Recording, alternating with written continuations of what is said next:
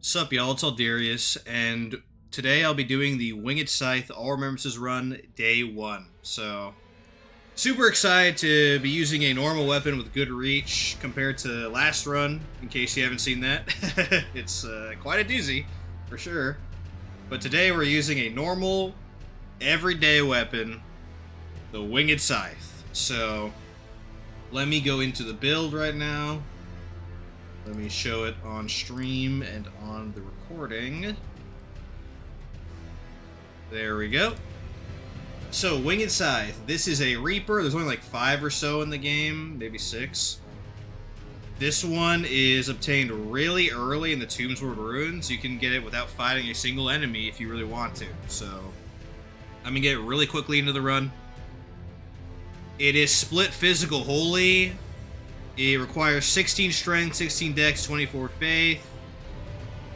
Obviously, the faith scaling influences the holy damage, and the strength and dex scaling influences the physical damage. It has a little bit of passive bleed, which is nice, of course, but it does not scale with arcane, so you can't change this in any way. It's more of just a nicety to have than something to build around. And it has, obviously, like most scythes, there's a 50% anti-block mechanic where if somebody's blocking and you hit them, 50% of the damage negation is ignored. Not going to really apply that much to this run, but it is cool. And the skill, which is going to be the basis of our build, is Angel's Wings. So Angel's Wings is basically the holy version of an Ash of War called Loretta Slash, where you have a vertical swing, you're in the air for a second, and then you do a horizontal swing down. Also, if you're hit by this, you can't heal with your flash for 30 seconds. Again, that's mostly a PvP thing. We won't see that much, if at all, besides, obviously, the Mimic Tier fight. This skill is really good, really fast. I think it's slightly better, actually, than Loretta Slash, if I remember right. But the important thing is it is really fast, kind of cheap at 17 FP, decent stance damage at 30. And it's overall viable all the way through the game. So we will be building around this skill in particular. I believe you could also use it as a substitute for jump attacks occasionally because you are in the air a little bit, but I'm not sure how the hitbox is compared to a regular's jump. We'll see when we get there. On fights like Horaloo and stuff like that. But, oh yeah, also, Somber Stone weapon, so very easy to get max. I might even be able to get a max at the end of today, but we'll see. Very useful weapon indeed. The problem with most Reapers is that they have low damage and low stance damage. So that does suck, but at least it has good range, unlike the shield that I used last time. So I think overall this is going to be a very easy run. Oh yeah, slash damage as well, if that's even worth mentioning. Not an amazing damage type, but there are certain enemies that are weak to slash, like Horaloo. But yeah, that's it for the Winged Scythe. So, for talismans, it's very straightforward. Shard of Alexander, greatly boosts the attack power skills by 15%, that's Angel's Wings. Sacred Scorpion Charm increases holy damage by 12%, that is the split damage on Winged Scythe, as well as the split damage on Angel's Wings. By the way, that is split physical holy. Sorry, I didn't mention that before. Probably Ritual Sword Talisman, 10% increased attack power when HP is at max. Although I might change this out at some point. And Two-Handed Sword Talisman enhances attacks with two-handed weapons by 15%. So I'll be two-handing the Winged Scythe, so I'll get a full benefit here. With the exception of the weapon skill, does not apply to weapon skills whatsoever. But every other attack with a weapon, it does apply. As for Crystal Tears, because I always forget, I made a concerted effort not to this time. Opaline Heart here. Boosts all damage negation by 15%. Holy Shrouded Crack Tier, boosts holy damage by, I think it's 20%, right? Yep. Both for 3 minutes. So, self-explanatory. And for class, we will be running Prophet because it has the best stat split, minimized intelligence, arcane, which are useless. And I could use the Scythe immediately at 11 strength when I two-hand it. So, very good. Now, the biggest drawback to this weapon, I should have mentioned this before I get into the actual game. The biggest drawback is the split holy damage. So there are a lot of bosses in the base game that have insanely high holy resistance. Fortisax, for some reason, Malekith, Radagon, and Elden Beast, I might be missing one other one. All those guys have 80% holy resistance. So you are severely punished for going holy. That is why when I do this, you see the scalings here, it favors faith, but I think I'm going to actually do split dex faith for the base game. So I'm going to do faith first because it's the best scaling, up to like 50 probably. Then dex to 50 or 55 in preparation for the end game of the base game. After that, we're going back to faith for 80, and then I think we'll do miscellaneous stuff from there, but we'll see. So that's the biggest drawback to this weapon, but honestly, you can manage just fine even with that huge barrier, because it is split physical holy, so at least you have an out. You can respec the dex if you really need to. Okay, so with that out of the way, let me close everything and get started with the run. And for the first time in these runs, I will be making a slight change. Profit. We'll be going actually body type B, quote unquote, aka female. Sorry, we're not woke here. We're going female. And I don't know what name I'm gonna do. I'll just call her Angel's Wings. That's a pretty apt name, right? So we're gonna do a female for... I don't normally do that. There's no particular reason why. I just like playing males. I don't know if that makes me sexist or not. Sorry if it does. But we're going female this time. So, also Golden Seed. I think Golden Seed for keepsake. My appearance is gonna just be Aristocrat, I think. And we're gonna finish. So, as is the case with these runs, I will be basically collecting things for day one. So apologies for that. We're going to be collecting most of the golden seeds, most of the sacred tears, and what else? The somber stone, so I can get my max level weapon. As is the case with somber weapons, though, I do like to kill Moog at the end of day one, so ideally we'll kill Moog today. We'll kill at least one Remembrance to spawn in White Mass so we can do his quest line. And then we will kill Moog by the end of today. That does require me to go at a bit of a breakneck pace today, but we should be fine. This is an all Remembrances run, by the way. Of course, I had that in the title, so people aren't confused anymore. But let's just die this person. Or not die, but get to 1 HP and then despawn, apparently, because it doesn't count as a death. I'm pretty sure. But I'm going to be doing a lot of running around today, but the goal is to kill Moog at the end of today. I need to be really quick, though. That's fine. I'm used to the route by now. I'm going to kill every Remembrance with the Winged Scythe, with the exception of Rykard. I'm going to need to use the Serpent Hunter to kill him.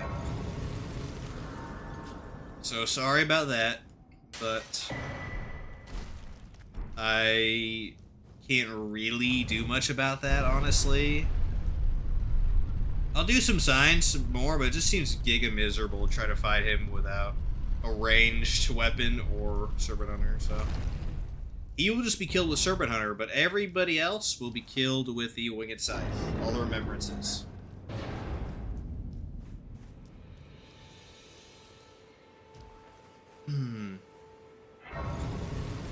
So let's talk to White Mask and then get going. Oh, come to the left course. Let me make sure my audio is good as well. Looks like it. Unfortunately for you, however, without guidance. Lummy, are you familiar? You may also that. It will lead even if great the castle, the home. So we're gonna do our usual route at the beginning, and then we're gonna go and grab Winged Scythe. It is literally just in Tombsward Ruins in the Weeping Peninsula south of here. Very easy to get. I don't even think you need to fight a boss. Straight up. It's just out in the open to get. Or it's like out in a chest, but there's no boss guarding it. So, it shouldn't be too bad at all. I can't use it immediately, but I will be killing Grail to get a bunch of early runes, and then I will be able to use it. Okay, let me get all the menus out of the way. There we go. Excellent. That. We're going to be using the Morning Star to kill Grail, which means we're going to be using Bleed Grease, of course. Therefore, I need to collect this root resin that's over here.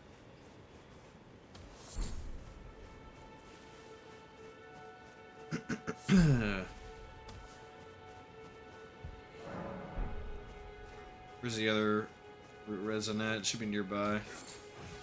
That's right here. There we go.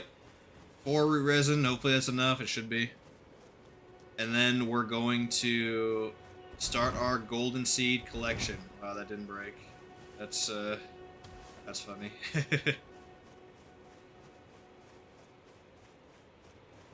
I cannot overstate how good it feels, though, to have a weapon with reach again. If you didn't see the last run, the Spiked Palisade Shield run, it was a fun run for sure. And I did one-shot Radon, technically, with the shield. After I swapped out my talismans, after a Breathe Science run. So it was good. It was definitely serviceable enough.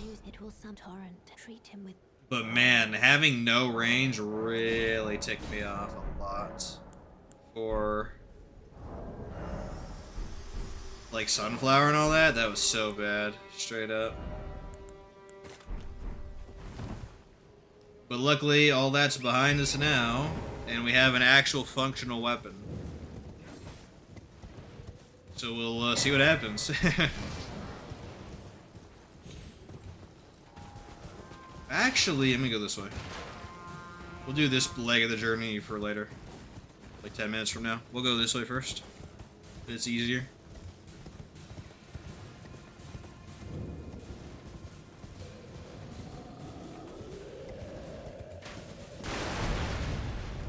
So I follow the same route generally every run to grab golden seeds, and I'll be doing that today. We're going to do probably most of them, including Altus Plateau, so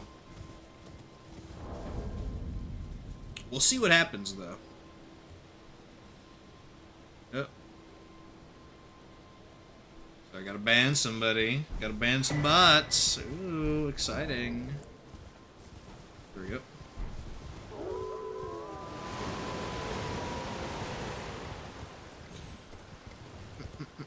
Okay, so generally what I do is Limgrave golden seeds, Liurnia golden seeds, Altus Plateau golden seeds, in that order. I might do some boss stuff, though, in the meantime. Up here is the Strength Knot tier. We don't need that for this run, so I'll just skip it. But yeah, I also need to move my microphone up. I always forget to do that. My pre-stream ritual is like 25 different things. I always forget at least one. But good thing I caught that early, though. Oh, I forgot to mention in the lead-up discussion, but we're doing a Golden Vow Ash of War. And I'll probably just edit that in, to be honest. But it bears mentioning that I am doing a Faith run with this weapon. So actually, I don't even need this, I think. I'll explain why. This weapon scales off of Faith. So whenever I'm doing a Faith build, I use a bunch of pre-buffs. Obviously, because that's the incentive to using Faith. The buffs that I use in particular are Golden Vow, which is an aura buff. Blessing's Boon / Blessing of the Erd Tree, those are health regen buffs. And what was the other one? Oh, Protection of the Erd Tree, which is a body buff. So all three of those stack with each other. The only other category of like tangible buff that's not unique or anything is weapon buff, and you can't weapon buff the Grave Scythe, so it's just those three, basically. I don't use Flame Grammy Strength unless I'm using a fire-based weapon, because honestly, already it's super mid and overrated at only 30-second duration. But when you don't have a fire weapon and you're only dealing with a physical buff, it's even less relevant. So, as a Faith build, I'm going to be using the spell versions of Ash of War, Protection of the... Or, not Ash of War, sorry. Holy cow. The spell versions of Golden Vow, Protection of the Erd Tree, and Blessing's Boon / Blessing of the Erd Tree. Those will be pre-buffs for every boss fight. You are incentivized to do that as a Faith build, obviously, so that is what I will be doing.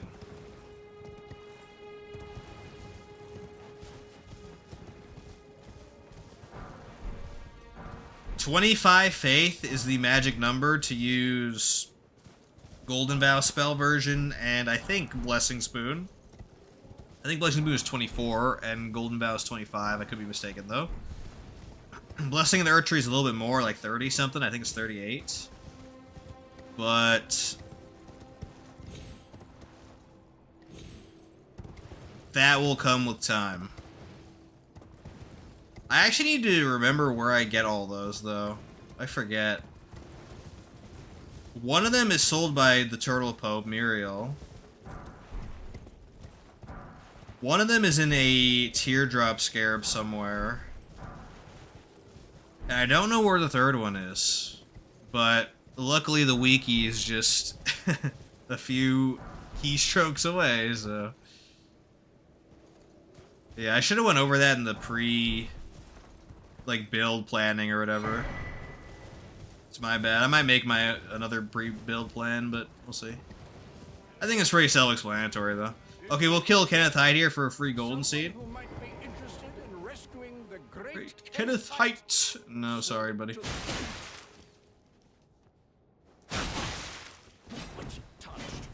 I am Kenneth Height, and I have seen quite.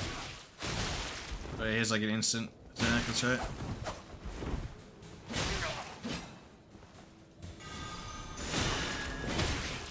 I don't know if he got that off. I don't think he did.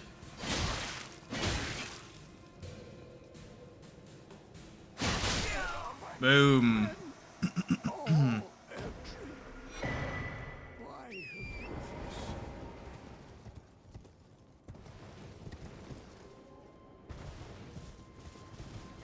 Okie dokie, so let's go over here, grab the Sacred Tear. We'll briefly go to Dragon Barrow to get that golden seed as well. Then we'll come back. Because this is such a stat-hungry weapon, I might actually kill everybody in Dragon Barrow later, too. Like the Blackblade Kindred and the other dudes. Perhaps the Knights Cavalry. Because that's some extra runes, which will be greatly useful in this run. For sure.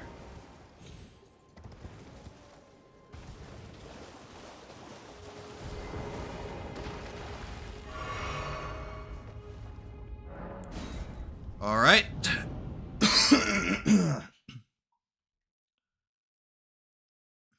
Also, it goes without saying, but I will be equip swapping the gold scarab this run, but, you know, it isn't.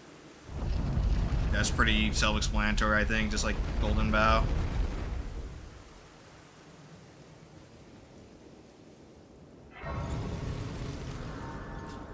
Alright, so you can run past this Blackblade Kindred without it being an issue. I'll go ahead and do that.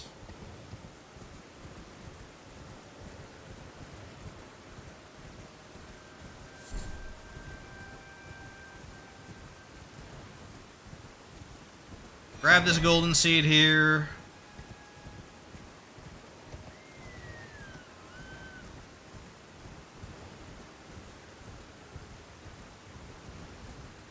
And And then we grab this Grace, and we can come back later if we need.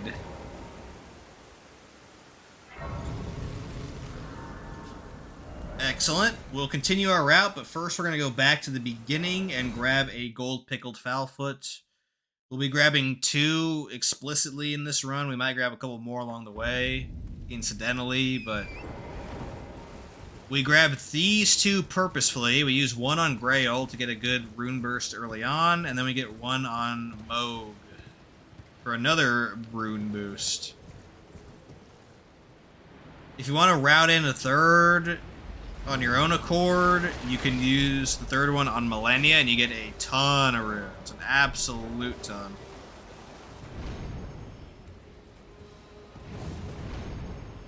I should probably start doing that in my runs, routing in a 3rd for Millennia, but whatever. It really doesn't matter at that point. Once I'm at Millennia, my levels aren't that important. I can technically beat the whole game at that time. At that level, but early on it does matter, absolutely. Especially when you're not Vigor Cap and you get one shot by certain things. Speaking of which, hopefully I don't die to the lobster this run. Or any lobster. We won't be going down there to get Lord of Blood's Exaltation, so that guy will not be killing us this time. But could always be another lobster waiting in the wings, you never know. I count very well. It is set. Allow you a house can then be up. Okay, let's go back here. Finish the initial run through.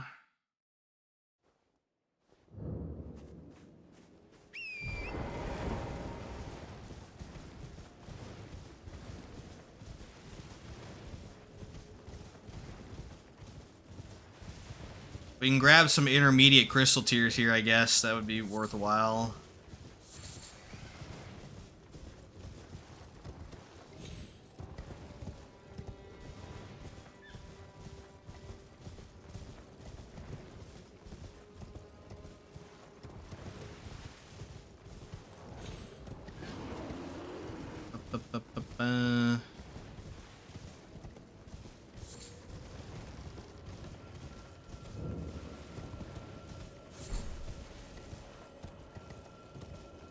There we are. Excellent. Pretty decent starting crystal tiers for sure. I'll probably be using the green spill for a while, but we'll see what happens.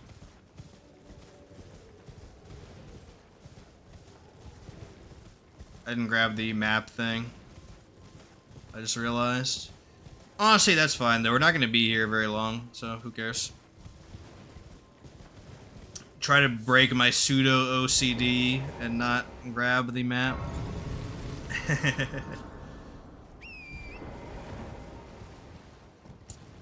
Okay, so not Kenneth Height, we already murdered that shit. Ford Height. We're going to his house now and robbing him. There's a few things you gotta grab here.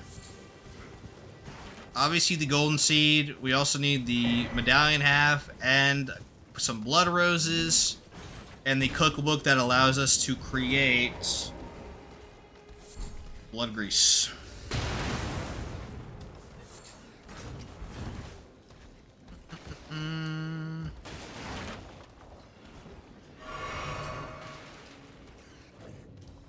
There's cookbook. Excellente.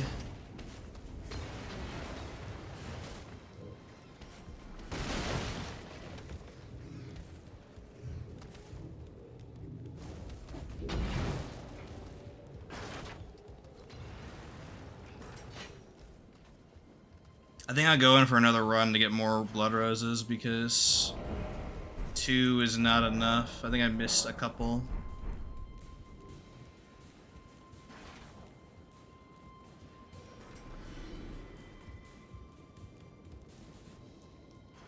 We use the blood grease to help kill Grail, and that's it, basically. Yeah, let's go ahead and grab some more. You don't need the blood greases to kill Grail, especially if you have an innate bleed weapon, but And we will. We'll have the Morning Star. But it makes things a lot faster. way, way, way, way faster. So it is worth doing. To be sure. I forgot to grab that blood rose. That was the one. Okay.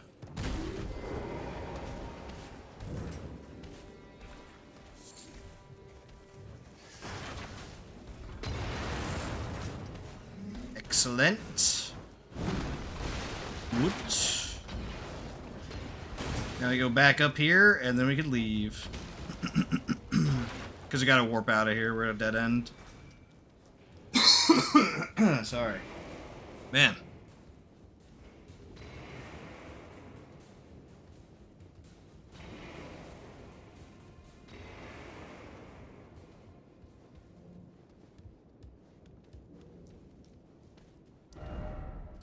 Okay, so now I can go here. Is at this point I'll use my first batch of runes, I think. As we're riding through.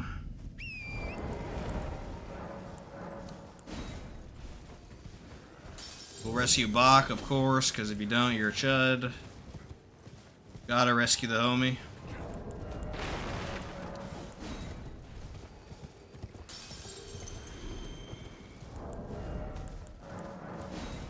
Oops, only use one there.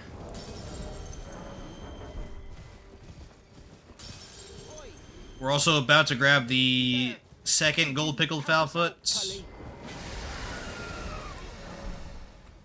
What'd you go and do that for? Some clock. You were just thank you. I was pushed and I ended. Oh, when Nathan, so this is or I. Yeah, don't worry about it, Bach. You're boss, you're beast. Okay, there we go.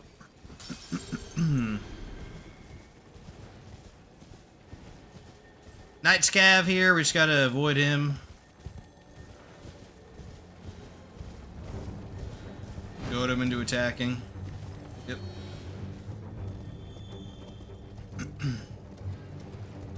There should be a smithing stone 1 here.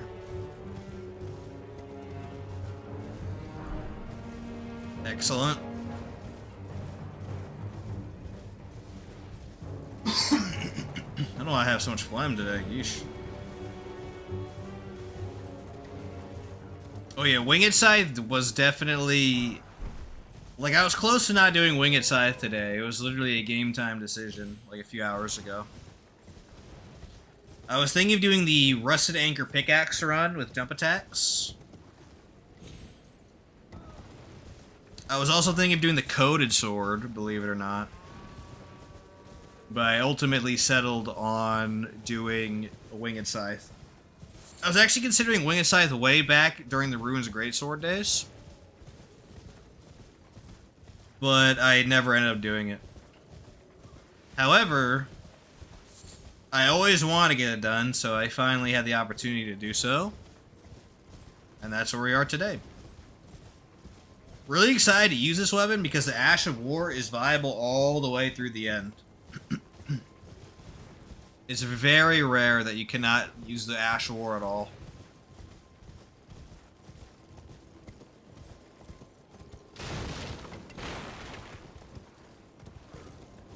I think you can jump around there. I'm not gonna try though. that'd be kind of crazy.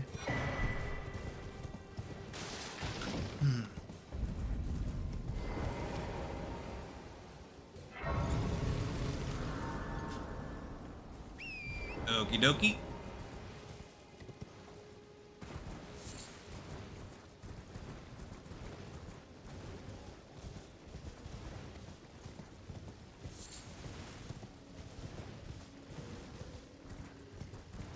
So right somewhere here is the more. Yeah, it's right here.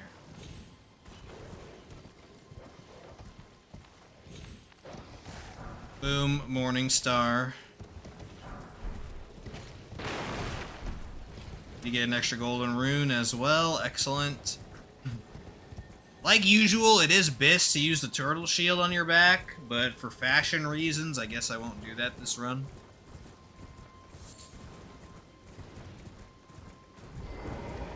For literally like every two-handed weapon for the most part, the shield on your back is good, but I don't want to look like freaking Donatello every single run, so that's why I don't do it usually.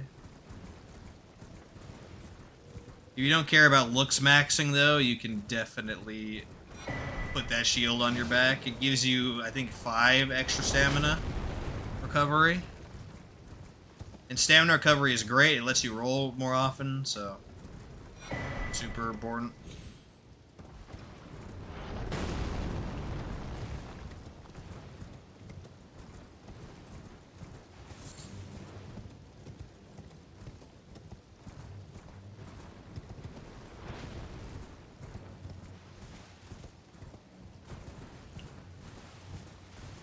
Alright, we're almost done with Winged Peninsula already, which is great. We're also going to grab our weapon real soon, even more exciting. Our actual weapon, not the Morningstar. Should probably put on the Morningstar right now, actually. Oh, I can't use it yet until I two-hand it. So I can't use it on horseback, I think. But we'll use it for Grail and two-hand it for sure.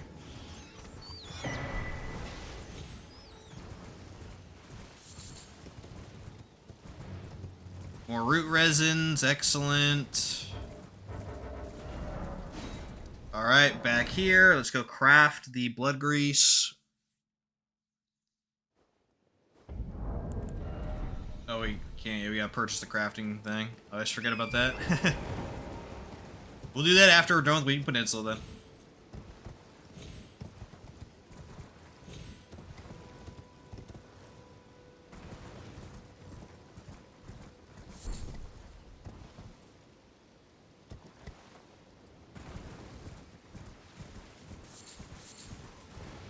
I think after this run, I'll be, for the next Elden Ring run, I'll be doing a New Game Plus run with one of the DLC weapons, or one of the late game, base game weapons, for sure. Because it's been a little bit, actually, since I've done a DLC weapon now.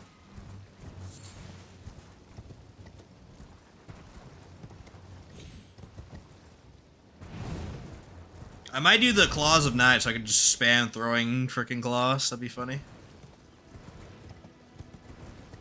But we'll see. We'll see what happens.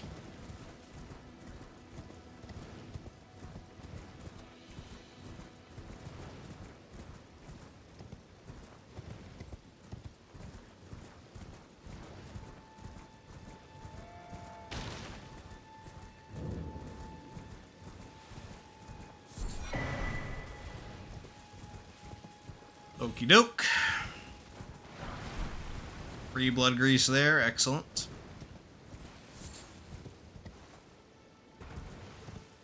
That's not enough to kill Grail, we want more, but freebie is good, for sure. Okay, we're coming on the Winged Scythe location. It's right down here.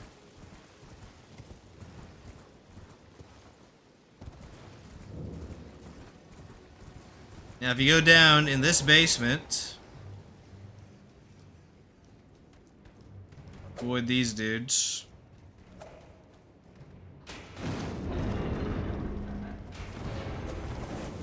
I think you can save quit here. It'd be fine. I'll remember, though.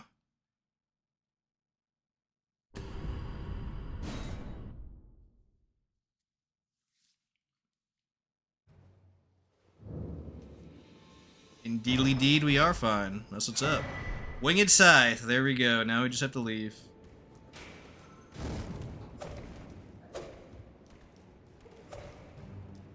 Heck yeah. So we can't use that yet, but we will be able to shortly when we kill Grail, which won't be that much longer. We just have to finish Winged Peninsula, which is only a couple locations, this being one of them. And then go to Caelid, do a little bit of stuff in Caelid, and then we can kill.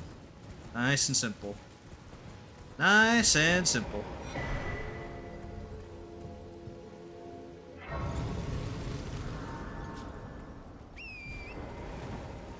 We're actually making really good time. I'm very pleased. You can get dropped down here, right? Yeah, barely.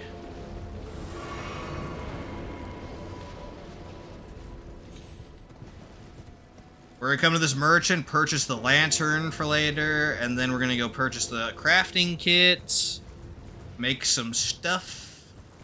Then we're gonna kill Grail for runes after we do a little bit of spelunking. Always been a, how can I help? Alderspog? Yeah, that's what's up, dude. Yeah. Frick yeah, dude. There we go. Excellent. Let's go grab the crafting kit.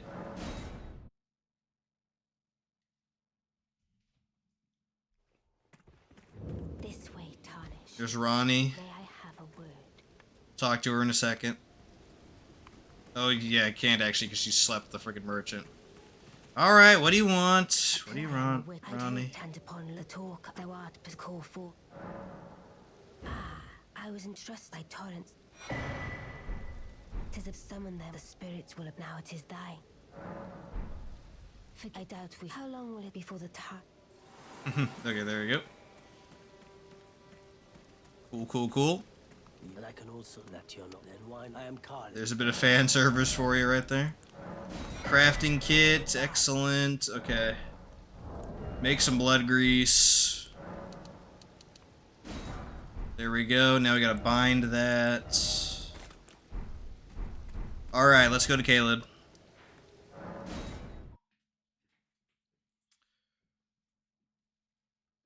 So in case you're not aware, for whatever reason, there is a dragon, like a humongous dragon in Caelid called Grail that just sits there. You can go to a certain spot behind him and literally kill him at the beginning of the game for an enormous amount of runes. It's an early slingshot, basically, to your level. So that is exactly what I'm going to do here. And after that, I'll have enough levels for sure to use the scythe.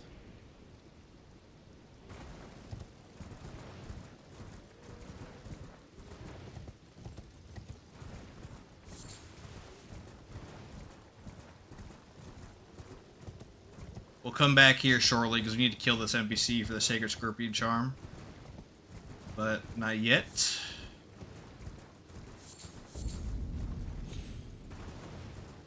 So if you go in this shack as well, you get 5 free Scarlet Rot boluses.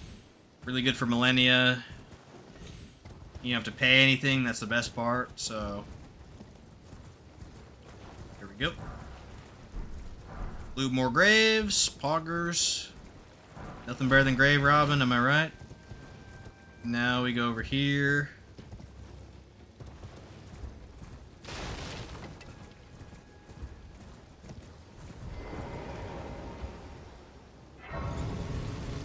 Obviously, we can't let anything aggro in this zone, or it'll just kill us, especially the dogs, so... We gotta be vigilant.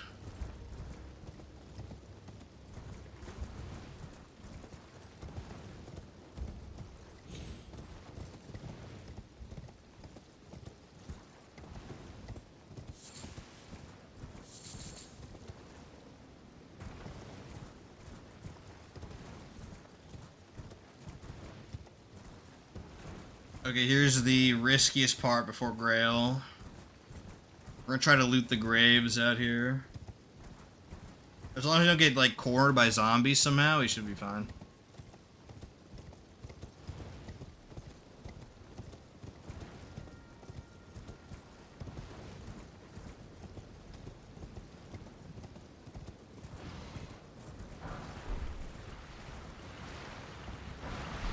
Okay. There we go. Good, good, good. There's Doggo. Alright, we survived, Boots. We survived.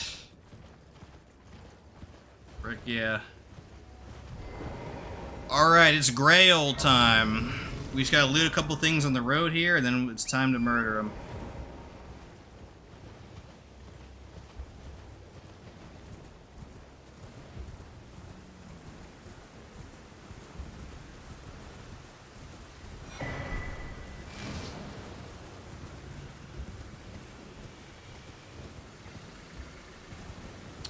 So let me put the gold pickled foulfoot on my quick bar. Down here is a rune arc and a somber 9, very useful.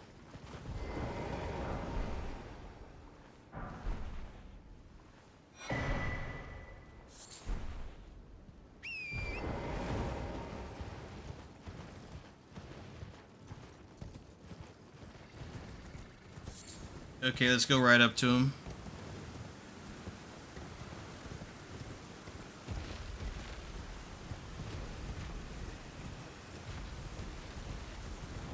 Let's equip the Morning Star here.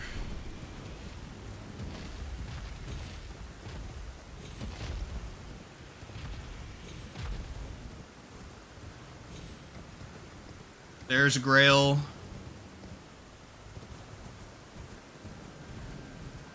Gotta go up here, actually. Yep.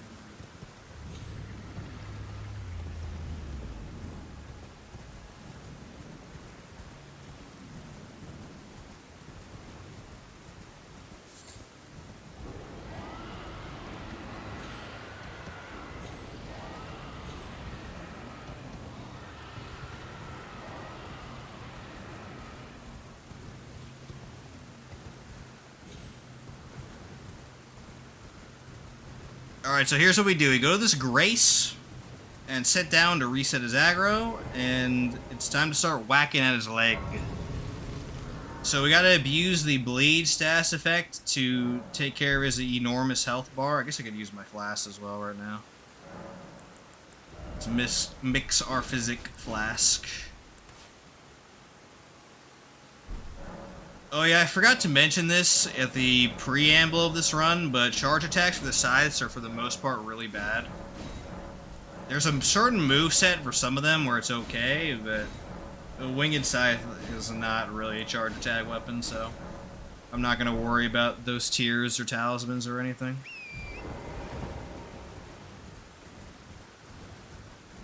Okay, so you come over here. Right by this ankle here. Blood grease it up, and then you just wail at him.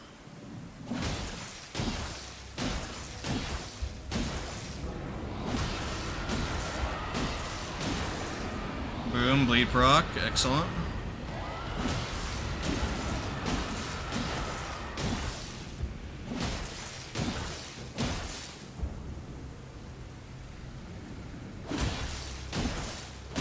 See, we do no damage, but it's the bleed that carries really hard.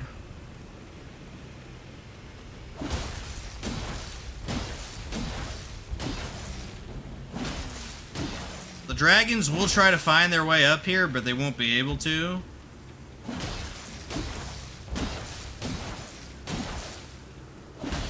In time, at least.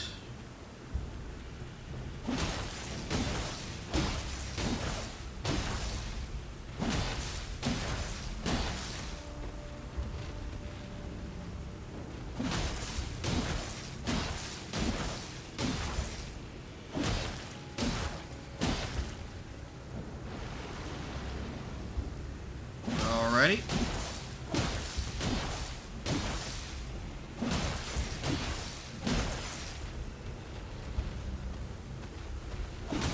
We're over halfway. I think like 2 or 3 more bleed procs and we should be good.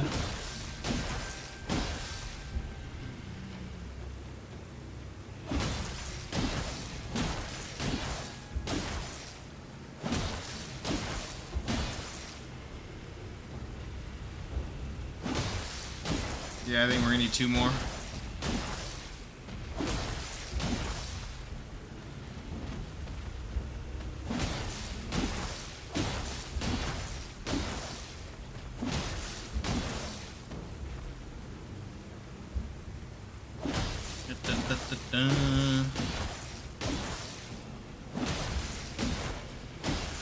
Alright, I'm gonna use 1 more blood grease. I'm gonna bottom out my stamina bar, I think 2 more times. Or actually, no, we'll do it here. Just 1 more. And then I'm gonna use the gold pickled foulfoot. You could use it right when he's dying and you'll still be fine, but I like to be safe. The rune delay is long enough to where you could wait all the way until the death animation's going. There we go. Boom. Now, because I have the gold pickle foul-foot, I do get 40% more runes. All the dragons and Grail die now, and you see how many runes I get. 100k at the very beginning of the game, so that is really good. Now, in order to use Winged Scythe, we need 16, 16, 24. We could hold on the strength because we have 11 already. And when we two-hand it, that score is increased, or I should say multiplied by 1.5. So I actually have enough strength already. So we just need 16 dex and 24 faith. Cool.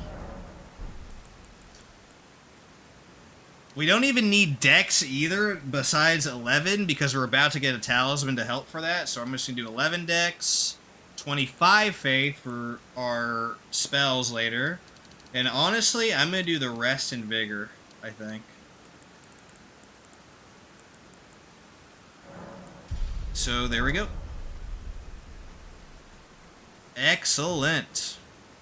We went from level 7 to level 36 with very, very little effort. So, very good overall. Now we need to come in here and grab the medallion and the Radagon Sword Seal.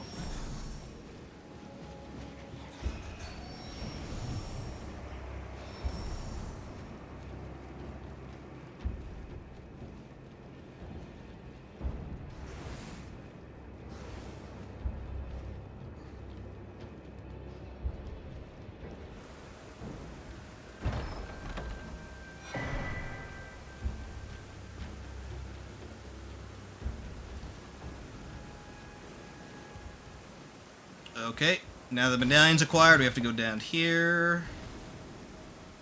Very good. Watch out for the rat here. A little sketchy sometimes. Oh, he did an instant attack, that's funny. Get over here, rat boy.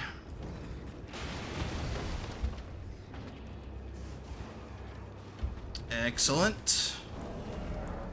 Save and quit to reset aggro and respawn those rats upstairs, and then we can grab the Radagon Sword Seal, which is, for most weapons, at least melee weapons and non-occult weapons, the best talisman in the game at the beginning. So 5 to vigor, endurance, strength, and dexterity. You do take 50% increased damage, but the increased vigor outweighs that. Very good. So at this point, I think we could be done if we want to, but I'm going to do a little bit of Liurnia as well. We may as well lump that together and get most of it out of the way. So we'll do a bit of Liurnia run through, but I will demonstrate the weapon, I suppose. So here's the Winged Scythe. Very fast R1s. Average R2, average guard counter for most of them. I think there's one scythe where guard countering is really good, but most of the time it's average. Average everything, essentially. The Reaper class is not amazing, but this weapon does have Angel's Wings. There it is. Super easy, super nice Ash of War, very quick. Very effective. I guess, technically, we could go and kill, what's-her-face to get the Sacred Scorpion Charm immediately, if we want to. Anastasia, or whatever her name is. We could go ahead and do that. Although I can't use it yet, but it will be good eventually. Oh yeah, also we can get rid of these now, so don't accidentally use them. After I kill Anastasia here, I'm going to look up where Golden Bow and all that is, because we need to go grab those.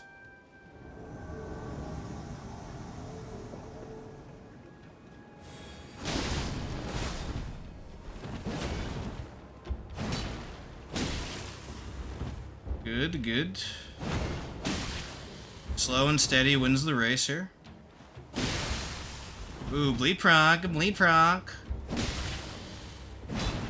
She's pretty easy to abuse with how slow her weapon is, so...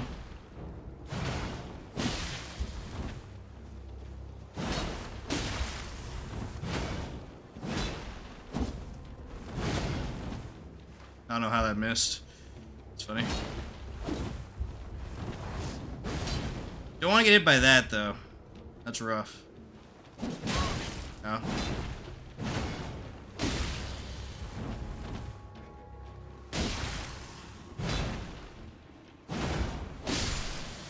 There we go. Excellent. We get one of our talismans for the run, Sacred Scorpion Charm. Increases damage taken by 10%, but you do 12% more holy damage. Pretty decent with this weapon overall. So, let's go to Liurnia of the Lakes. We'll do a bit of collecting in Liurnia, and then we're going to start killing bosses. So, we're actually, like, way faster than we usually are. Although it might just feel that way, simply because of the, last run. Last run was really slow. This run will be a lot faster, I promise. We'll probably beat the game in 3 days this time versus 4.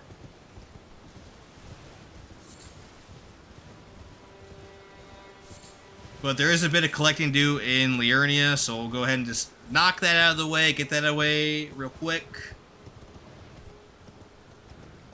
I think we'll murder Godric then after that. That'll be really easy. Oh, not here. Hold on. Check. Here.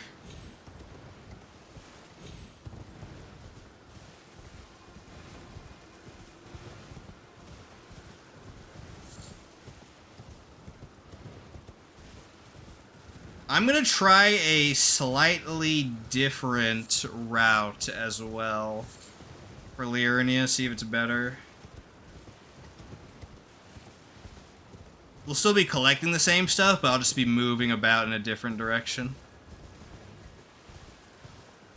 Because a big part of the slowdown is having to go back to Albinus. But if I head to Albinus immediately, I might be able to avoid a large part of the backtracking.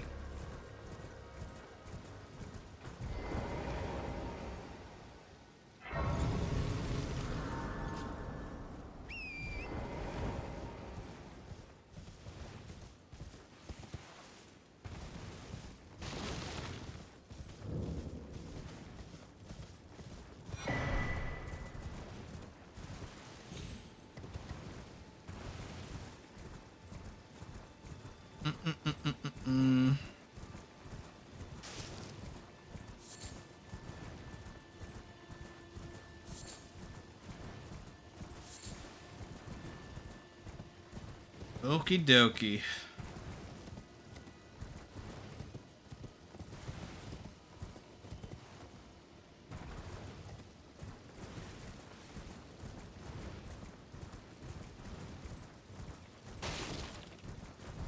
We might need this grace for later.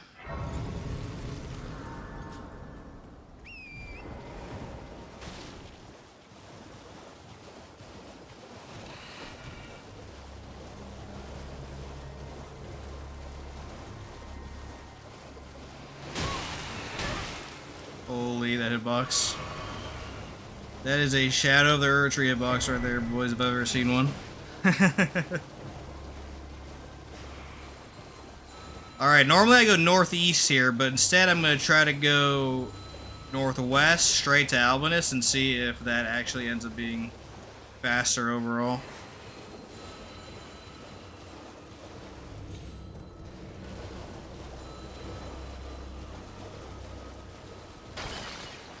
I'll have to time it later, but I think it'll be slightly faster.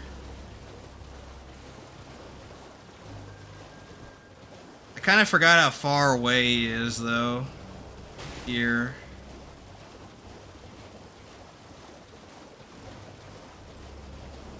But normally I go to Albinus from the north, which means I have to go all the way through the cavern anyway, because the entrance is biased on the south, so I think it's still faster overall to do this.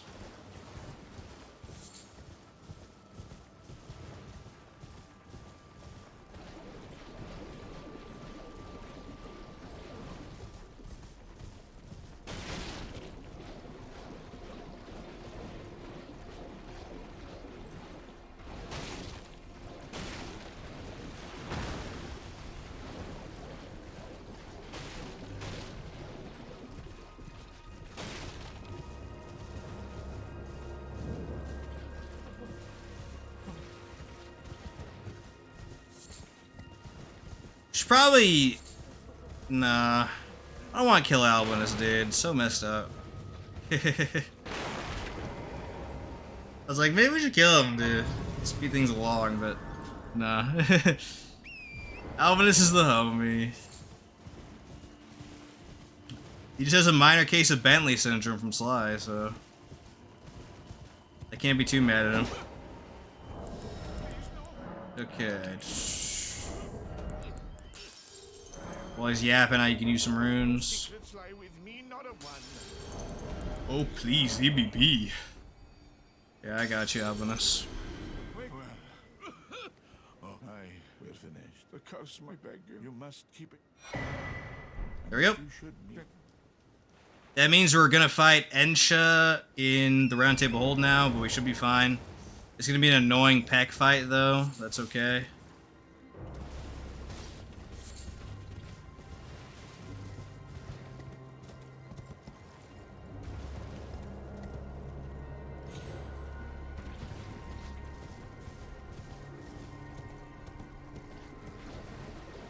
So I think I can go here, right? Be fine.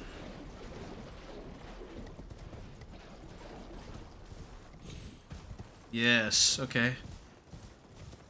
I feel like this is way faster, although I have to time it later, to be sure.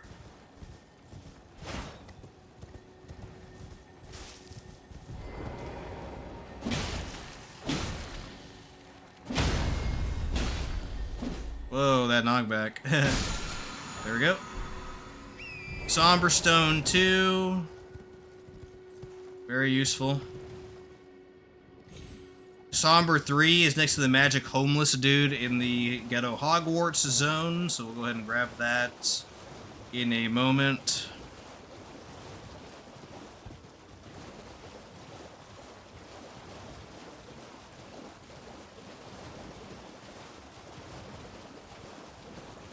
Technically, if I want to be as efficient as possible, I should wait to do a Remembrance before doing this, because technically I can visit White Mask, he's really close by, and start his quest line.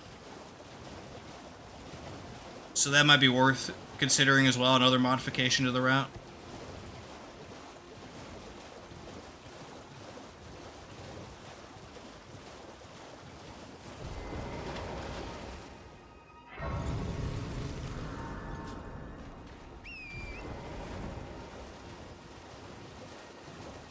We're going really fast. Like, I don't know if it really is just my sense of time has been distorted because of the shield run or not, but we're like going really quick. We're gonna definitely kill Moog today, for sure.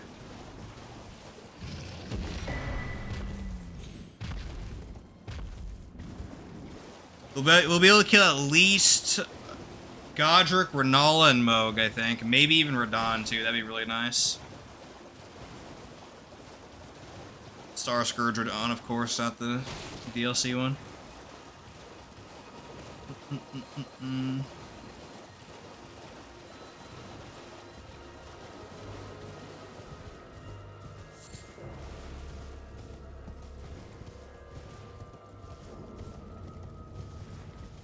Alright, this is one of the biggest graveyards in the game. I'm gonna have to loot it.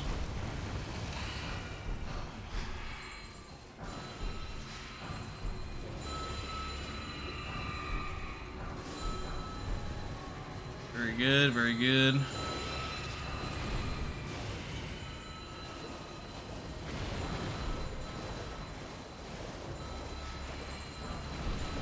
I think that's everything. Oh, there's one more here. Okay. Cool, cool, cool, cool.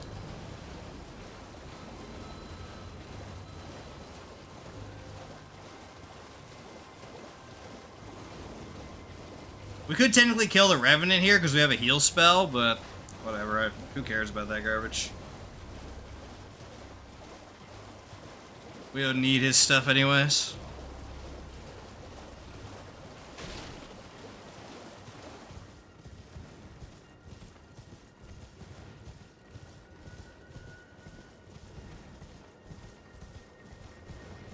We'll go visit our boy Ichi up here.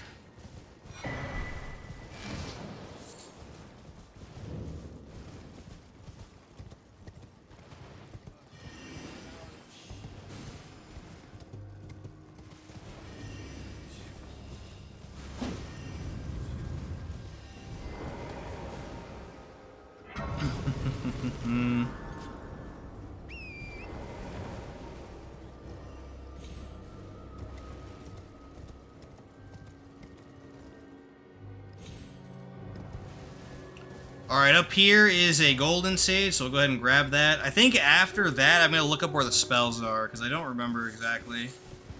Obviously, we got to go to Muriel, but there are other locations as well. I think there's actually one in... I think it's Protection of the Erdtree. Actually, no, never mind. That's Spectral Lance. It's in Ray Lucaria. Yeah, I don't know where the other two are. But obviously, one's at Muriel, one's in a Teardrop Scarab somewhere. I remember reading that.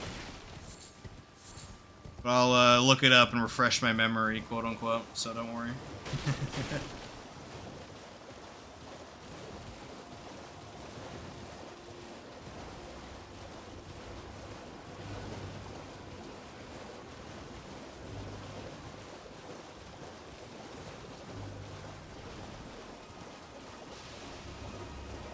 You know what I should also start doing is getting the weapon upgrade stuff, like the mobile one, because I normally don't do that. It would be a lot faster if I did, especially for the regular smithing stone runs. So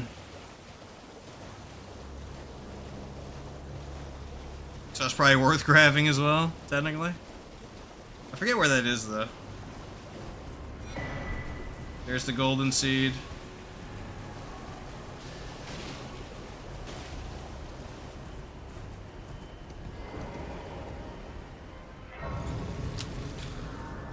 Alright, give me just a second as I look this garbage up. Okay. Golden Vow spell variant. Is that the Muriel one? Oh, that's in Mount Gelmir. Wait. Okay. I can go get that. It's not too bad. It's in the entrance to Mount Gelmir. Okay, Protection of the Erdtree. Where beest that? Altus Plateau, okay, good. And I think it's Blessing's Boon that's sold by Muriel, so we'll go ahead and buy that right now. Okay, so they're both really close to each other. That's actually really close to the Golden Seed as well, excellent. But there's one more thing,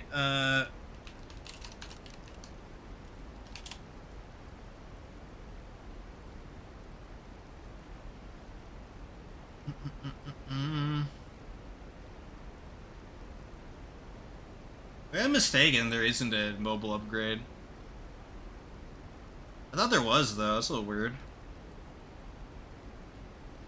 Maybe I'm getting that mixed up or something like that. Or it's probably just Ash of War. It's probably just Ash of War stuff, but who cares about that? Okay, so now we can go this way.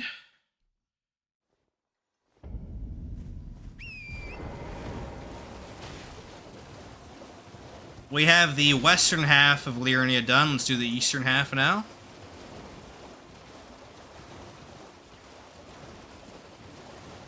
Oh, there's my mortal enemy there, the lobster, dude. I think they're technically called crayfish in this game, but, you know, it's a lobster.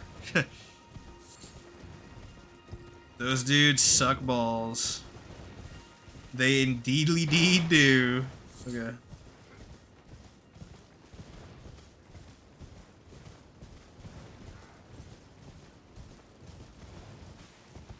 This will warp us to the academy.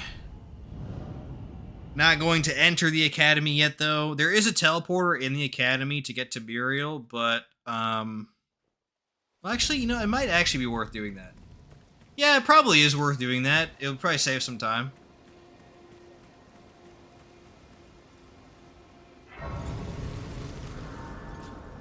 Instead of running from here to there. So I guess I'll do that later. But I do need to come down here anyways to get this golden seed.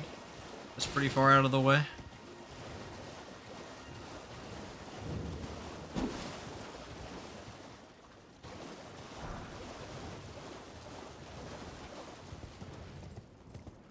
Where is to the golden seed? It should be close by. But so far from the tower, that running is pretty impractical. Okay, there we go. I'm going to try my best and stop worrying so much about the maps, because it does waste a decent amount of time to go get them. But, you know, sorry, I just can't help myself sometimes. I'll try to break that habit this run, even though, like, I don't know if it's gonna last.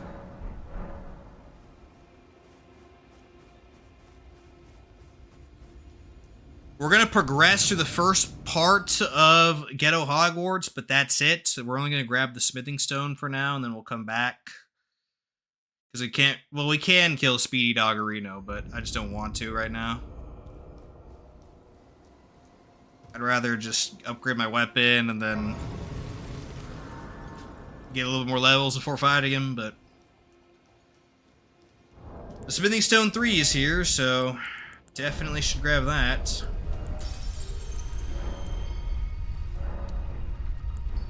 Okay. Sorry.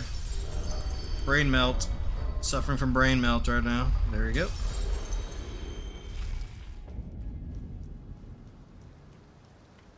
Yeah, I was also considering a Spectral Lance build, believe it or not. I was considering a lot of things this morning, but I decided to just go with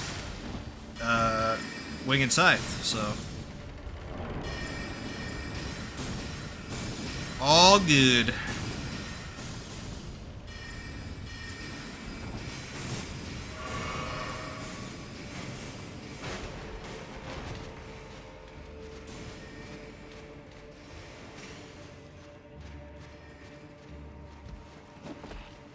That was close. That was close.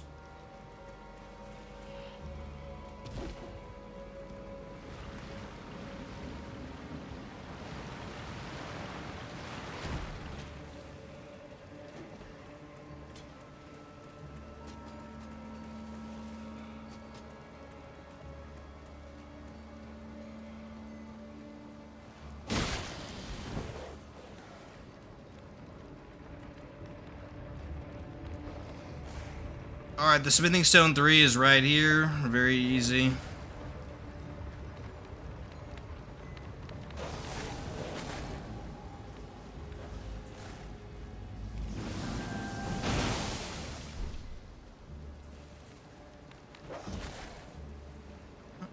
I think we got bad RNG on the lift. Yeah, we did. It's unfortunate.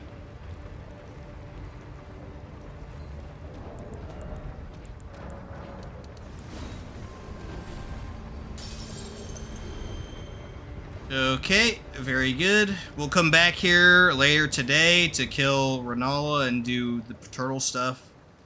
We obviously don't need buffs for Margit or freaking what's his face though, Godric, so it doesn't matter too much. Okay, so at this point we can leave and upgrade our weapon because +3 is as good as it's gonna get, unless I want to go all the way over to Volcano Manor right now, which I do not. So, yeah, but that does mean we have to fight Ensha in the Round Table Hold, so let's go ahead and prepare ourselves for that. 30 Vigor, I'm going to level up Faith for a while. I should probably level up Dex at some point, just so I can get off of the...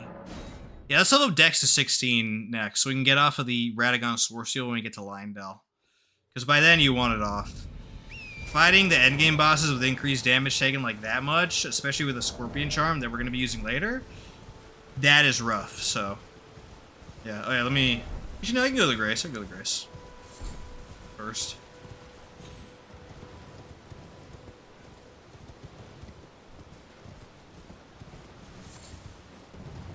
Ensha's going to be a little slow and annoying, but...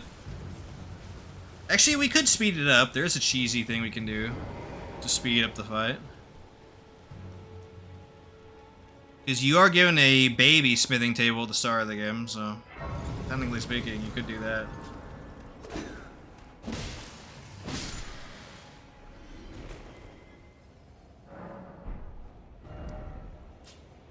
Let's, yeah, let's do that.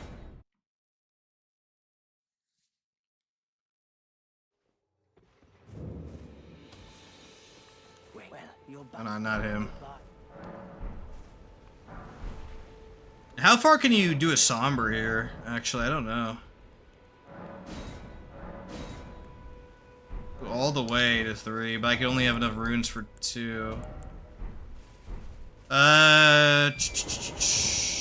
Actually, 2's enough, I think. Are there any freebies nearby, though? No, just that guy?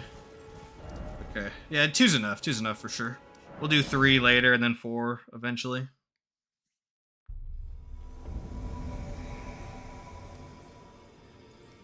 Alright, Ensha, where are you?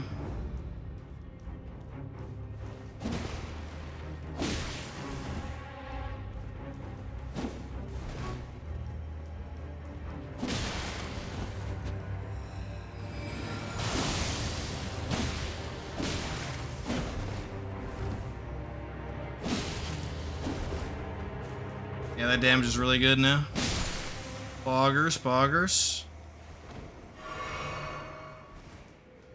I wonder if we can go and kill the Rune Scarab dude, actually, at this point. It'd be kind of a tough battle, though. I don't know. I do have boluses, though, so that's greatly helpful. We could try. I should have grabbed the Grace for that. But that's fine. It's not that hard to get to.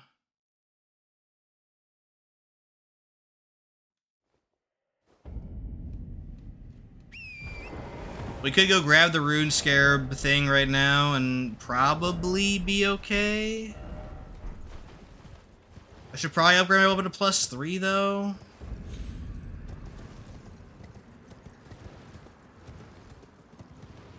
But I think we'd be fine.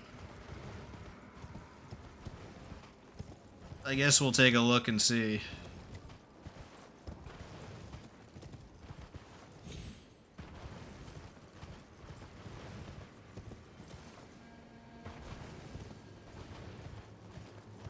I can also make use of the Golden Bough Ash of War, I suppose, until I can use the spell. But honestly, I just don't want to go grab the frickin' knife. That's a small detour away. Actually, I don't think you even need it, do you? You even need it, to be honest. Let's do some investigation. We're like well ahead of schedule somehow, so we can go ahead and just look and see. If I had to pick between upgrading my weapon, though, and getting Golden Bough Ash of War by purchasing a dagger, I'll definitely just upgrade my weapon and leave it be. Also, while we're here, we will switch up the flasks, so we have 2 FP flasks. 2-6 should be good enough. We do have Scarlet Rot boluses. I guess I'll put those on. In the worst case, I get grabbed, which hopefully does not happen, but we'll see. Or 50 runes short, oh my goodness. Okay. This is going to be a little bit slow, but I am going to upgrade, so apologies for that, but... Or at the very least, get Golden Bough. Because we can get Golden Bough for sure. I don't know if you actually need the whetstone here, but I'll just go ahead and grab it. I think you do, but maybe not. I don't play with infusibles too much these days, so forgive my ignorance. Okay, there we go.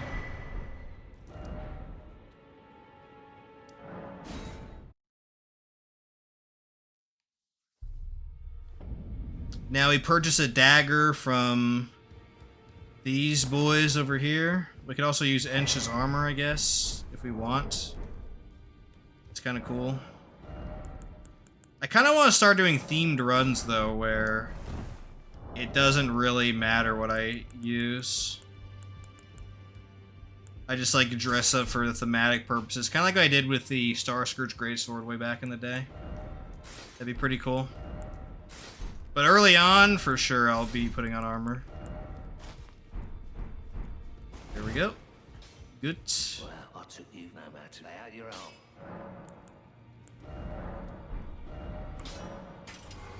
There we go. We got the Ash of War on the weapon.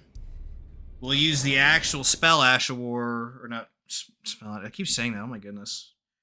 A little retardo, sorry. Got the Golden Vow spell version.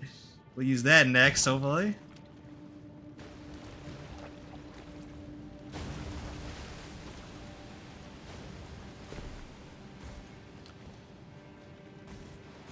We should be able to kill these guys, but it might be a slightly annoying. We'll see, though. We'll see what happens.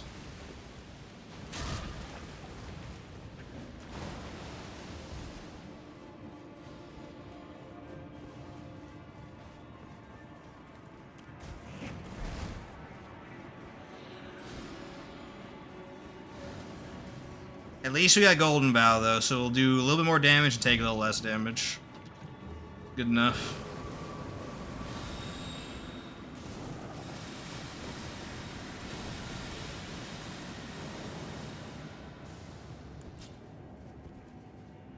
Okie dokie. There we go.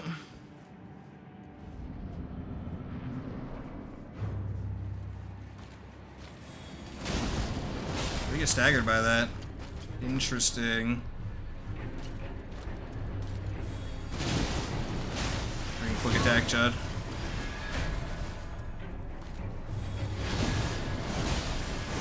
Good, good.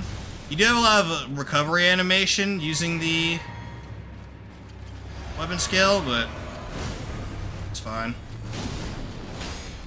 I don't think you have hyper armor in the air either, so if you're fighting like duos, you gotta be a little careful. Well, you do. You do have hyper armor. Okay, cool. I guess I should have mentioned that at the beginning. Oh, he heavied me. Okay. Bad RNG. Alright, stop being butt buddies, dude. Get away. There we go. Excellent. Double hit. Sweet.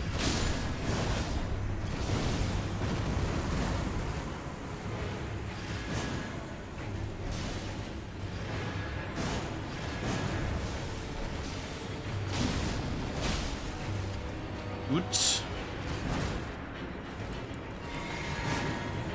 We're definitely fine now, though. Let's do this. Boom, boom, boom.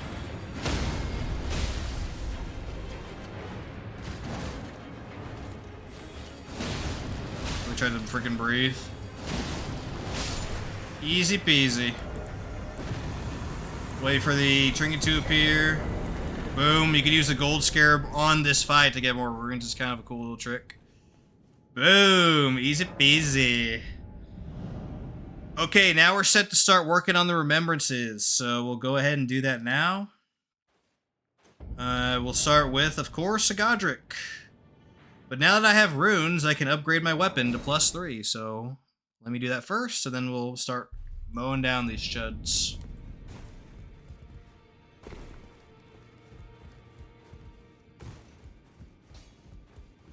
Took you no matter it. Lay out your own. Boom, Winged Scythe 3, that's as good as it's gonna get for a while. The rest of the Sombers are in Volcano Manor. 4, 5, 6, and 7, I think, are all there, right? Actually, I don't remember where 6 is, but I guess we'll see when time comes. Okay. Time for our homie. Golden Vow. Alaska Physic. I should probably get rid of these. There we go.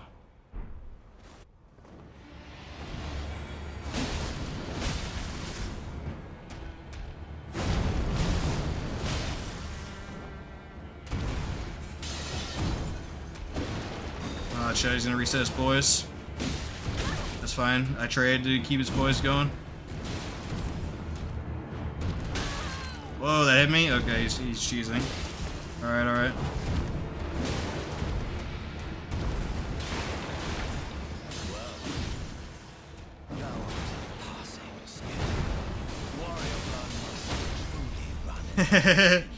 Nice.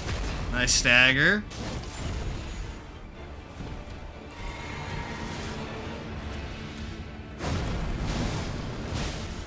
You see, most of the damage is backload to the second hit.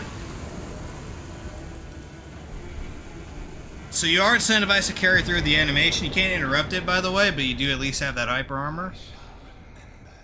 At least the first hit does decent damage, though, so that's good. It's not a charge skill or anything, so those talismans don't work, in case you're wondering. Let's get Dex to 16 so we can wean off of the Radagons as soon as possible. Okay. Cool, cool, cool. This is also a triple scaling weapon, so you are definitely incentivized to use Godric's Rune. So, Godric's Great Rune gives 5 all stats. So, because this weapon scales with Strength, Dex, and Faith, pretty good value, to be honest. 15 levels worth of value, essentially.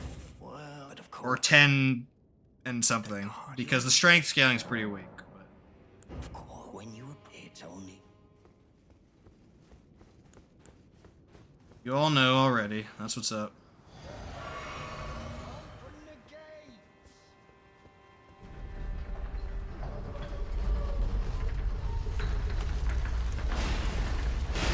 I'm fat rolling. Kick. Okay, well, some endurance is on the menu then.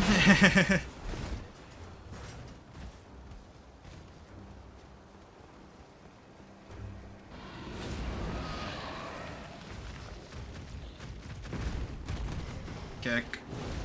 He got stuck there.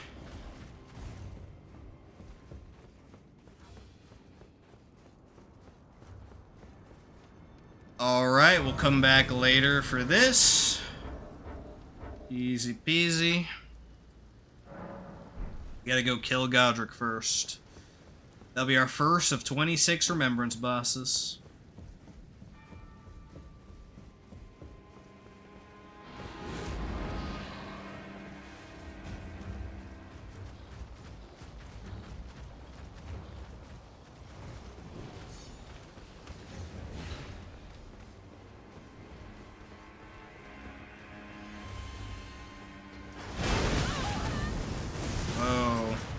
That snagged me, that's crazy.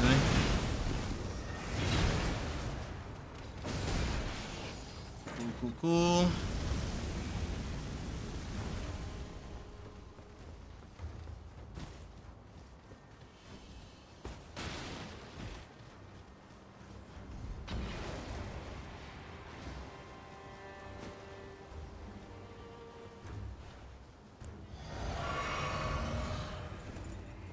Alright, so we gotta pick up the golden seed here, which is one of my most forgotten ones. I'll make sure I grab that. Here we go.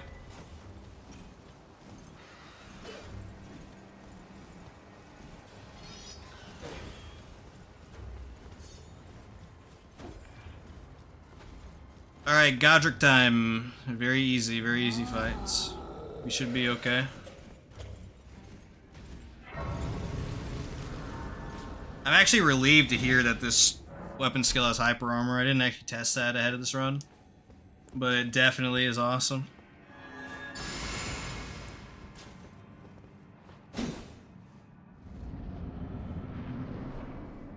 Alderspog, yo, I'm sorry, how you doing?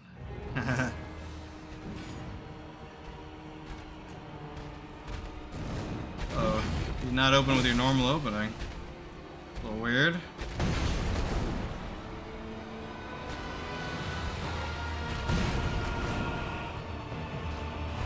Okay, dude.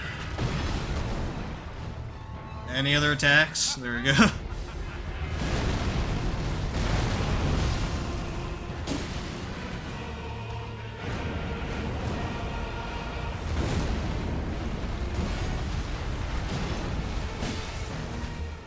He's having a weird pattern right now. For sure.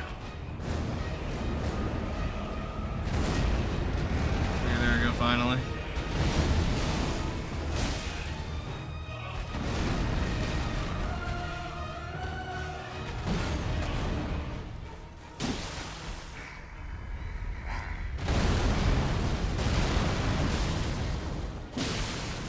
Good bleed.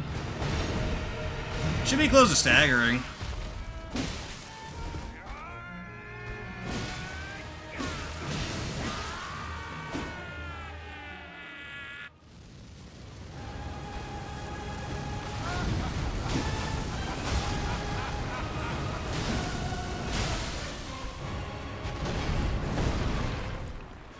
Okay.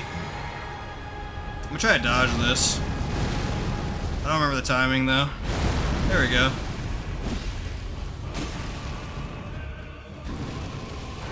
Oh wow. GG, no damage. Augers, dude. Augers. Frick yeah. First remembrance bus down. Heck yeah. Heck yeah. Let's update that. I gotta get better at using this counter because I'm so bad in the all bosses run with it. You be going, that's what's up. I'm doing pretty good. Pretty good. Okay, let's go activate Godric's Great Rune. We'll also level up Dexterity a bit more. That'll be the last Dex levels for a long time. Cool, extra flask. That's what's up. Okay, we need one more Dex level. That is fine, for sure.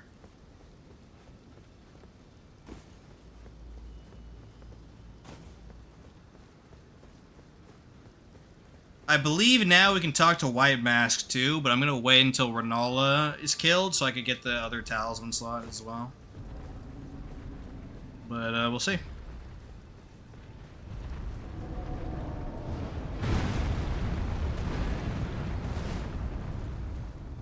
Fat rolling, kick.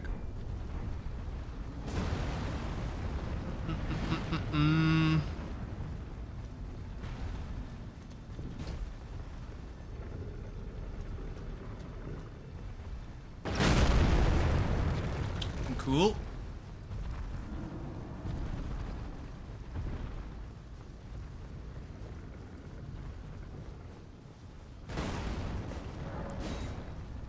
Alright, we're gonna activate Godric's Great Rune. Heck yeah.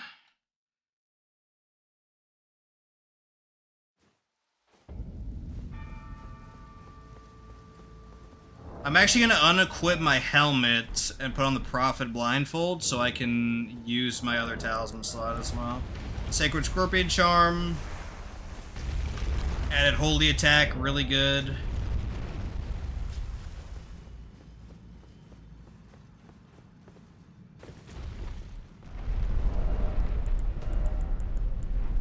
Right after this, we'll go kill Renala, or technically Wolfie Boy and then Renala, but, you know. Pretty easy. We can't really pre-buff on Renala, so I won't even worry about going to Turtle Pope yet. I'll just do that after. I'll just do that afterwards.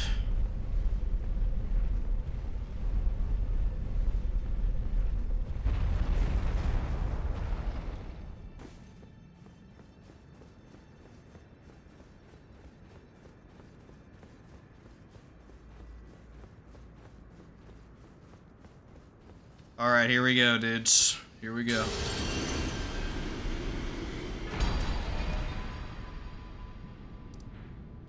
We already have the Grace, right? Yeah, Schoolhouse Classroom. So Red Wolf of Radagon is kind of an annoying fight, but he has very low HP, so... He's just gonna die, basically. Not much more to it.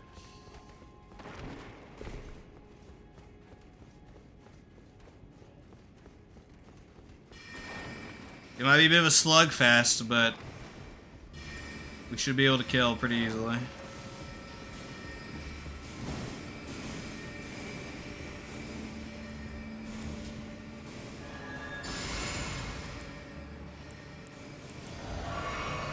Okay, here we go.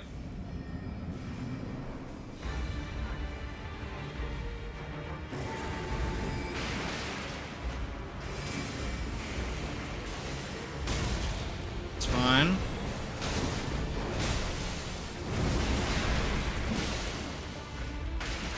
Where's in a corner? Boom.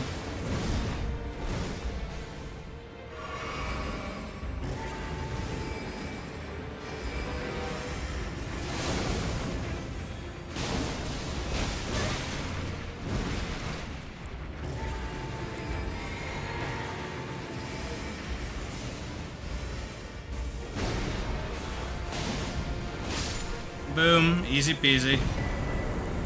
Get used to trading, by the way, with this weapon, because, especially in the DLC, you're gonna get nicked at the very end of your animation more often than not, but the damage is well worth it, for sure. Yeah, let's actually use our levels. We'll do... I kind of want to see if I can get away with lowest endurance, but I don't know. Because technically speaking, there's nothing stopping you from beating the game with low endurance. My first ever deathless kill on Radon in the DLC was from an 8 endurance character. That's how unimportant endurance is in the base game. Or I just in the game in general, sorry. But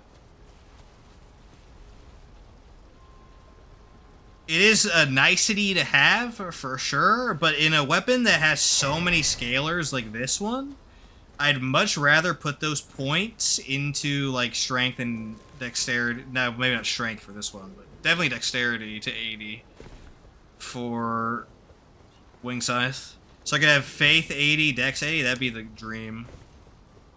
For sure.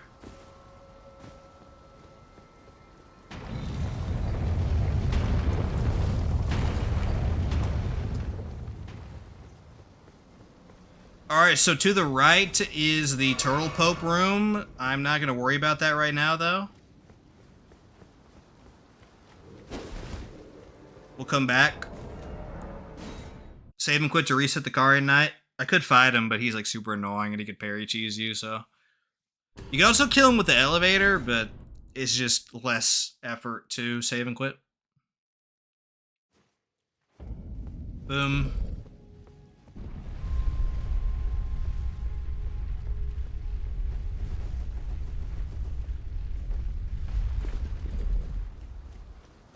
Okay, so like I said previously, you can't really pre-buff this. You kind of can with Golden Vow at the beginning, but not really phase 2. I guess I could do that.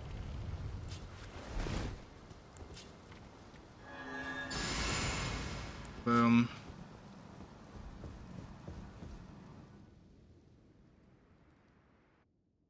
Oh, I got bad RNG.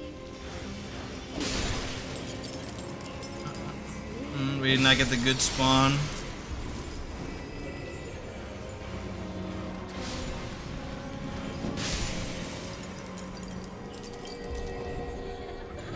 How much damage does it do to her? Oh, I missed.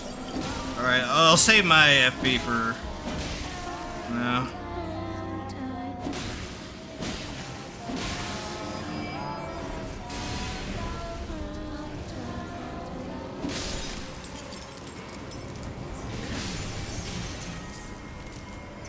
The other one? Oh, it's right here. Oh, good RNG. Excellent. I'll use the physique right now.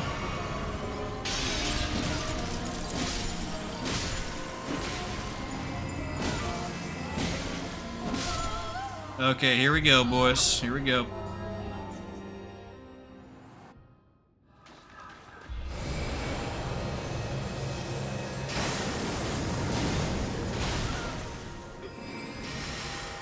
Gotta be careful here. The hyper armor could get you killed if you're not careful.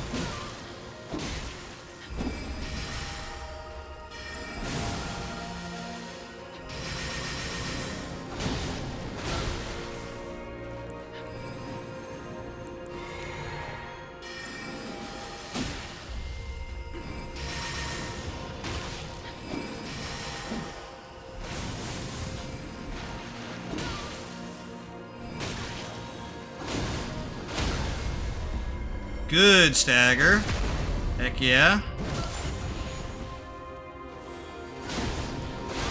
We summon skip? We indeed can. Heck yeah. Alright, so Weave thy night into being. 2 bosses down, 2 remembrance bosses. Counter updated. I'm not forgetting this time, I'm not forgetting. Okay, we can do a lot of stuff now, so here's what's gonna happen. Grab this grace. My sweetings, Okay. from whence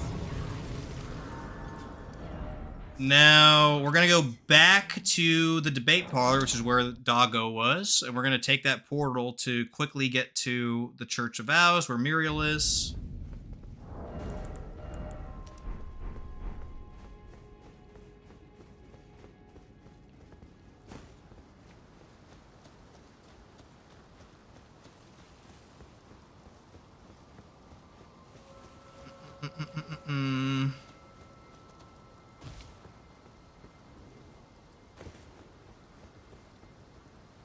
Okie dokie.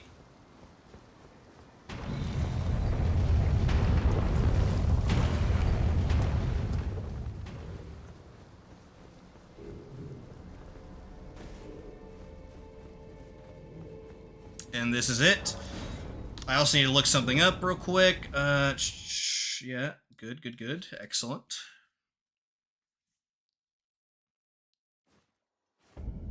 Alright, so now we're at the Church of Vows. So if we talk to Muriel... I welcome. I am my opponent. Do you know how it came? Well, the shatter. It is by the matter, and so the earth. Oh, you are free. I would so if you find, unless in which case. You wish Lord Raddy came too soon. Actually, I don't even need to talk to his and like do his lore. I don't even have to. Go study incantations and blessings boon. There's our first blessing. Now we need to go both north and south here. So I'll go south first because that is the quicker. We have to go to the tower there basically and get the grace for later. That's all we got to do. But we can memorize blessings boon.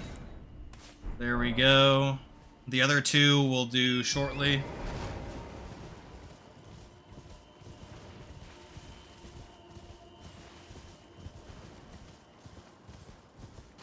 We gotta go all the way south to the Divine Tower here. The study hall, whatever.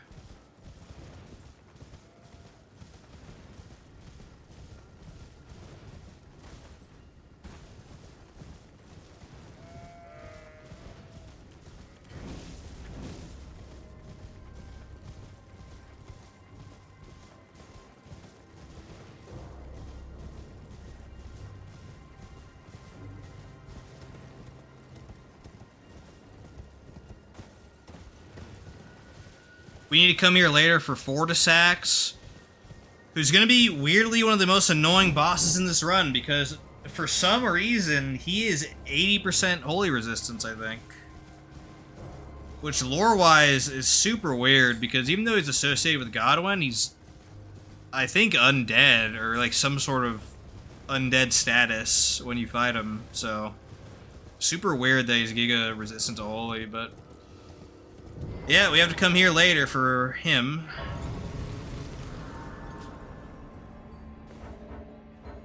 Oh, we're good. Now we go back up here. We gotta kill the Erdtree Avatar that's up here to get the Holy Shrouding Crack tier. Very important indeed.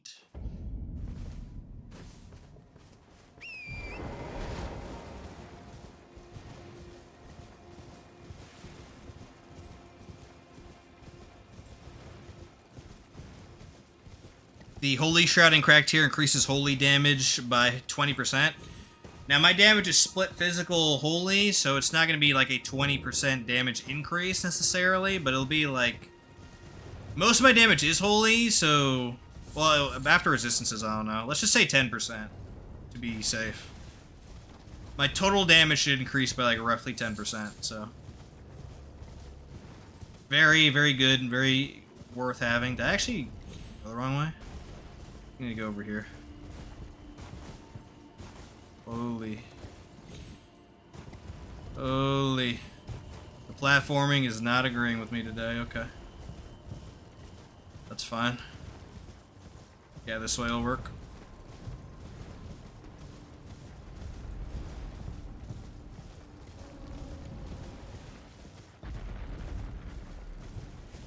Was that the archer? He jumped down? That's funny.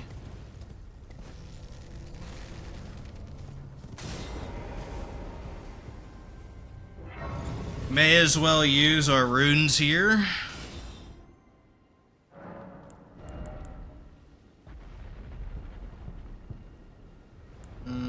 What should I do at this point? Should I just get my vigor taken care of?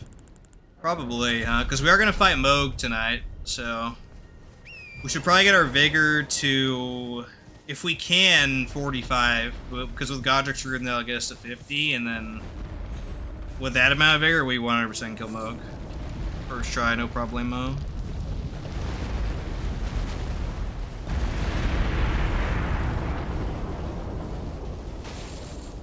Did not realize I'd have a hyper aggro wandering mausoleum. That's kind of funny. I wonder how much damage that does. I've never gotten hit by that. I'm scared to know though. For sure.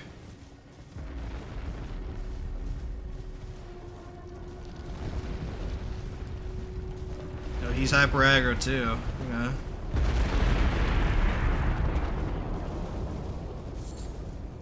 Slightly weird, to be sure.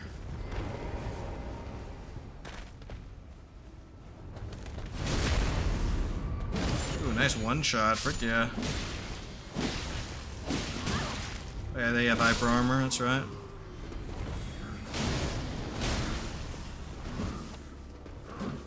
Clump up for me, boys. Clump up. There we go.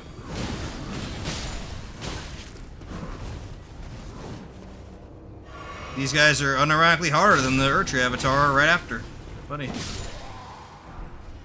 Okay, there we go. I'll just use a... Actually, I could have golden bout first. That's my mistake. Gotta get used to that.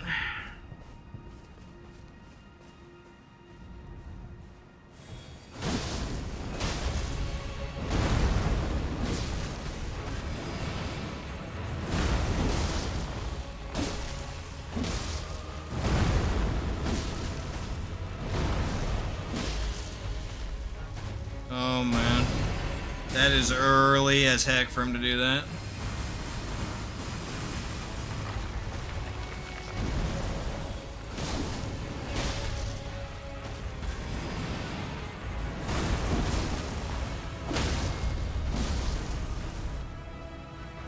Okay.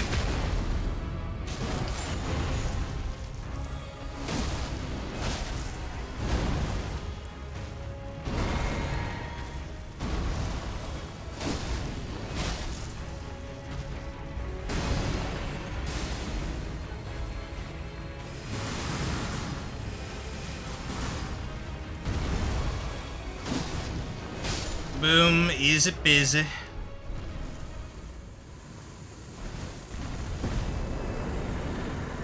Okie dokie, we get our first shrouding tier there. Excellent. Or our first crack tier, I should say. So now, what should we do next? Actually, I guess we can go deal with the white mask stuff. Get started on his quest line. So we come back here, we can get our other talisman slot first of all, which is very cool. Only five you have earned now to become the thing as much become. Oh, I guess I should say, I think he should spawn there, by the way. I guess I should say that, I said earlier I killed, like, I beat the game with Starscourge Greatsword at base endurance. Technically, I didn't have to, but for the DLC, I respec to use Radahn's armor, so... Technically, I didn't do the DLC with base endurance, but it's totally possible. I've done it before, so... I don't know if I'm going to do fully base endurance or not, but it would definitely pry up points for damage. It might cause me to suffer mightily on Bale, though. We'll see, though.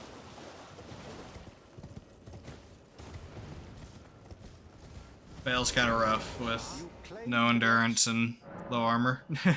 My doubt. The words are truly. I believe even that's the. Oh. There we go. There's part of White Mask questline. At this point, we can go and start collecting in Altus Plateau. So we'll go ahead and do that.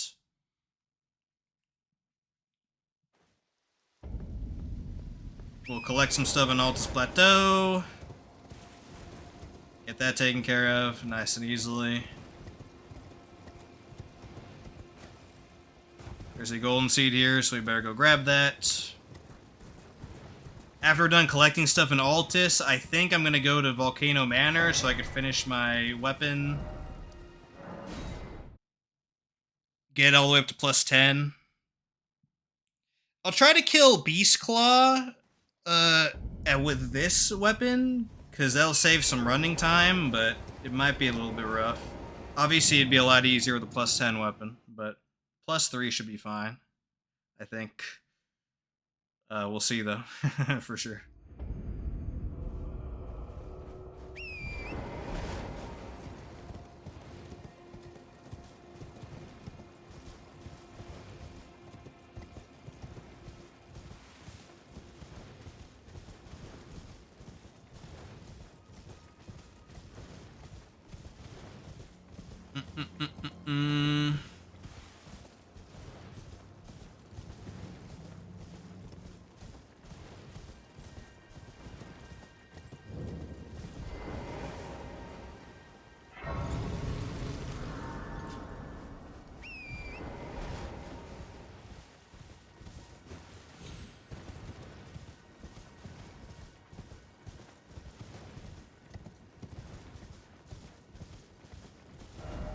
I got turned around. I was like, wait a minute.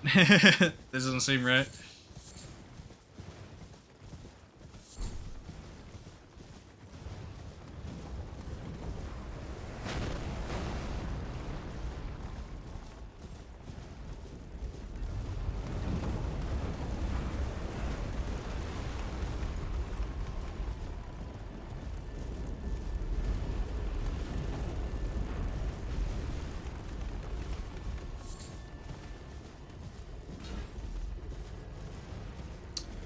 Alrighty, so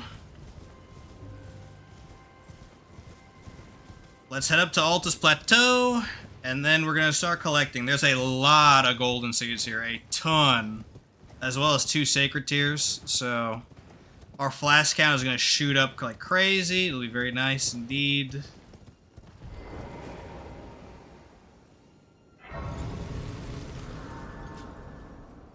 We'll come back later to kill Vike and grab the final sacred tier, probably in day 2. We'll do that, unless we have time today.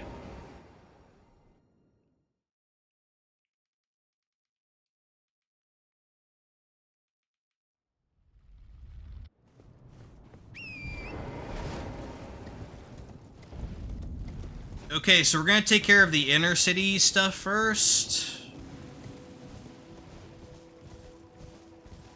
I wonder if I should try to kill the freaking tree sentinel, or not tree sentinel, the tree spirit that has the golden seed. With a plus 3 weapon, it's gonna be kind of slow and bad, but we probably could do it. I'm patient enough. I should have grabbed the grace over there. Yeah, that's fine. Whatever. What ifs? What ifs?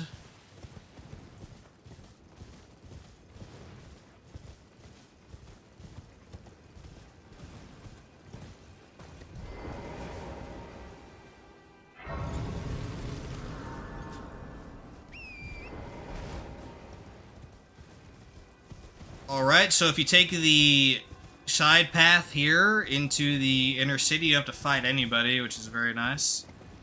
You don't have to deal with the turrets at the start either.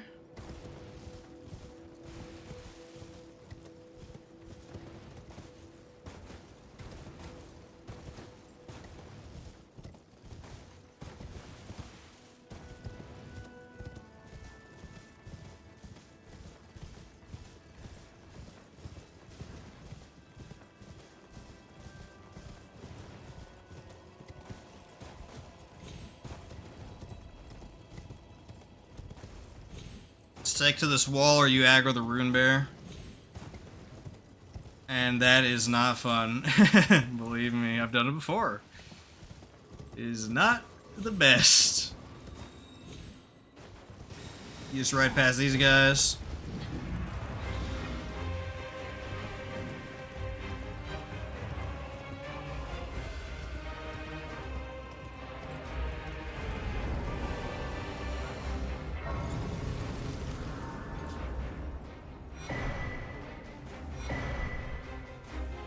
Okay, let's try to kill the tree spirit here. It'll be a bit slow and annoying, but I think it is. I mean, it is definitely possible for sure, but it shouldn't be too bad.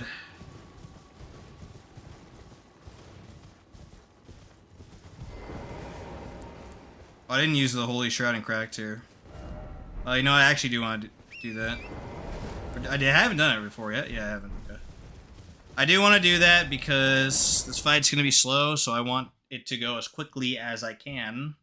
Let me go ahead and put that in now. Yeah, let's do this and that. Yeah, we can't get the other cracked here yet until we kill the Dragon Barrow Putrid Avatar, so that won't be for a while, to be honest. Maybe I'll do that right before Moog, I don't know, we'll see.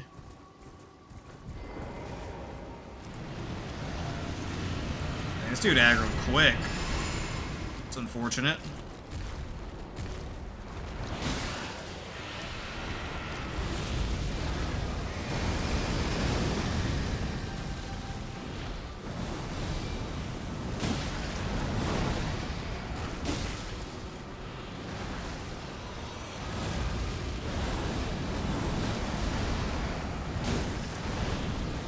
Breath? No. Okay.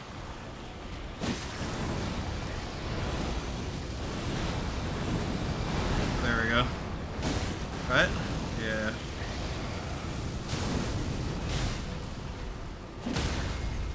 Good stagger. Excellent, excellent.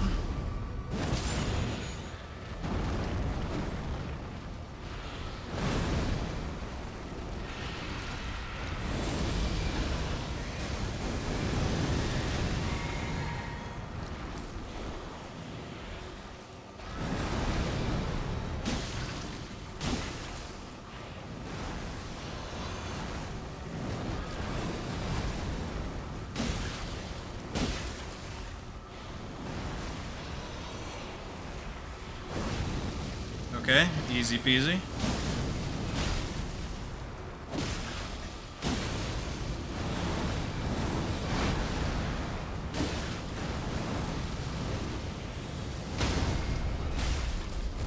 Is that a no damage there? That'd be pretty boggers.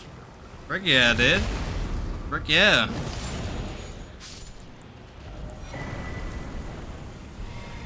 Cool, cool, cool. Excellent. Let's carry on with the rest of the golden seeds.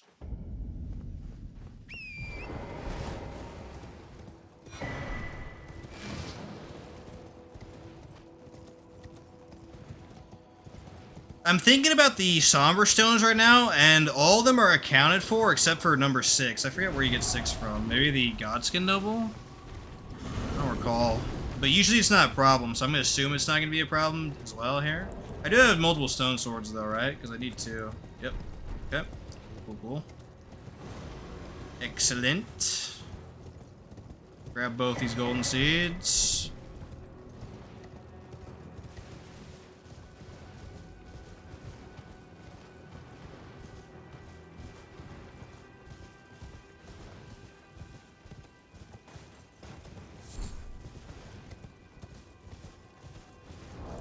We already have enough to get another flask. See, it just rains the golden seeds here for sure. Now it is min-max, I think, to go from here to the outside wall. I think I should do that. I don't normally do that, but definitely should start getting in that habit.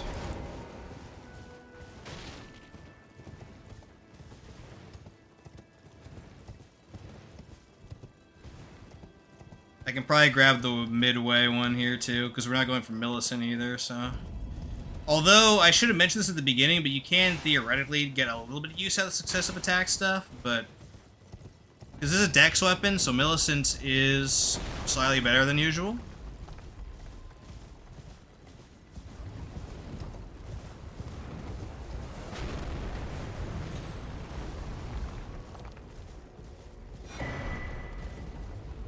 It's not an amazing amount, though, to be honest, so...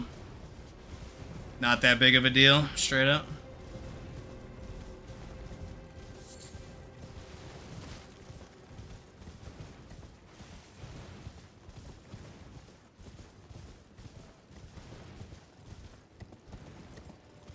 Another grave area to rob. This is one of the last ones. There's one as well up there, and then... Is that it, actually? There might not be any more in this run.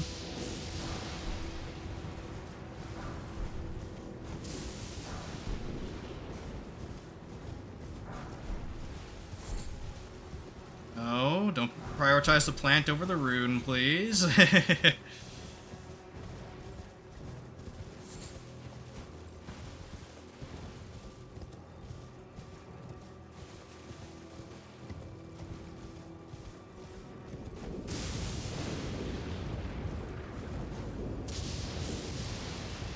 Man, we are making really good time. It's crazy. Normally we'd be at like the 2.5 hour mark right now, but we're at the 2 hour mark. Maybe I'm slightly exaggerating that a bit, but it's true. We're going really quick. That's what's up. We probably can kill both Radahn and Mohg today, instead of just Mohg.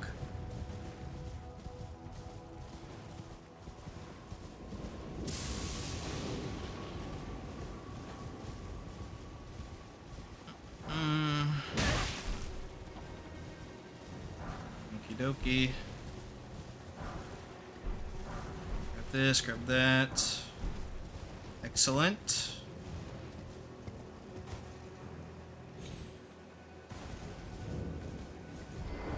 Okay, boom. Now that is the eastern half done. Let's do the western half.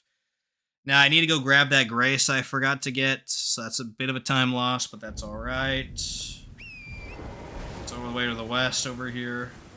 There's also where the Ritual Sword Talisman. I should probably go grab that, huh? Grabbing Ritual Sword. That'd be pretty useful, I imagine. So we gotta go all the way over here. That'll be the last damage talisman we'll be using for a while, I think. I gotta go grab the two-handed sword one in the DLC, which I'll do off camera. I'll explain all that when I get there. So let's go kill this dude and get our Ritual Sword Talisman for some added damage. Added damage. Frick yeah.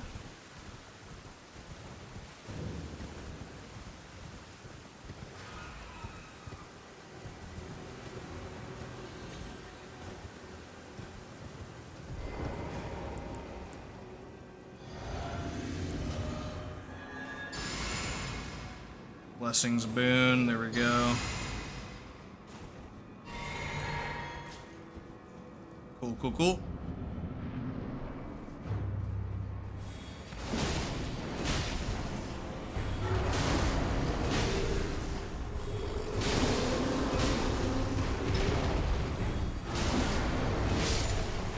Easy peasy. Okay.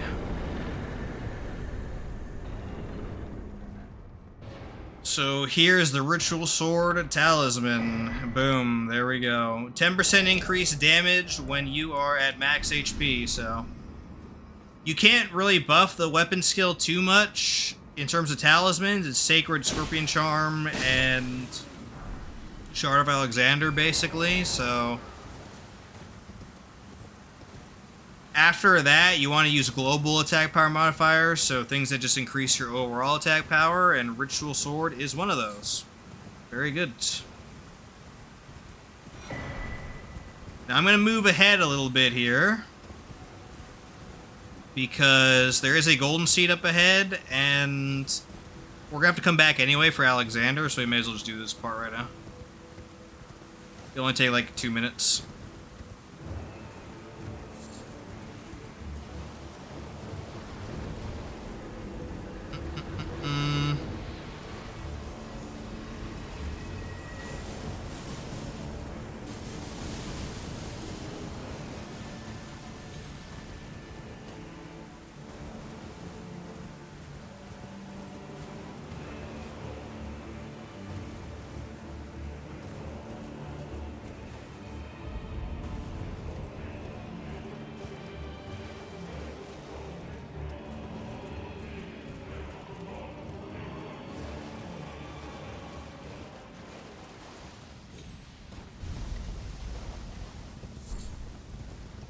Alright.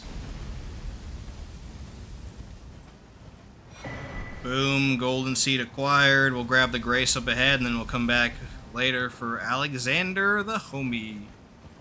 Heck yeah.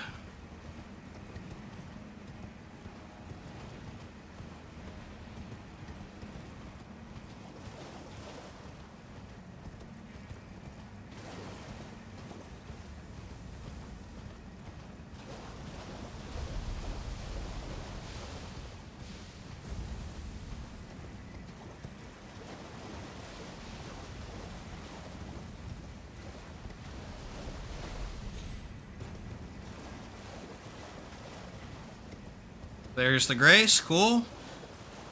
Let's finish the rest of Altus Plateau. There isn't that much left, luckily, so that's good.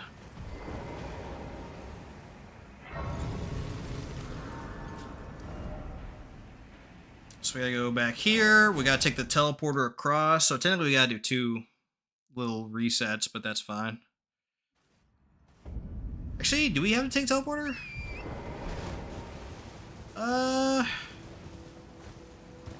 Maybe not, actually. We might not need to. We just do it all in one swoop. That'd be pretty good.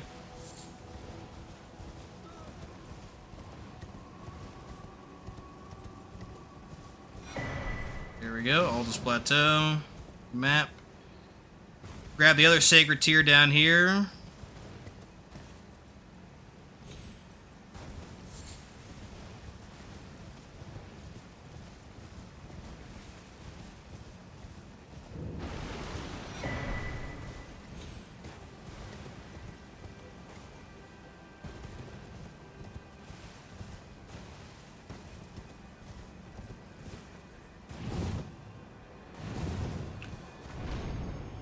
Alright. Now we can go grab the Mount Gelmir Grace, because it's like right next door.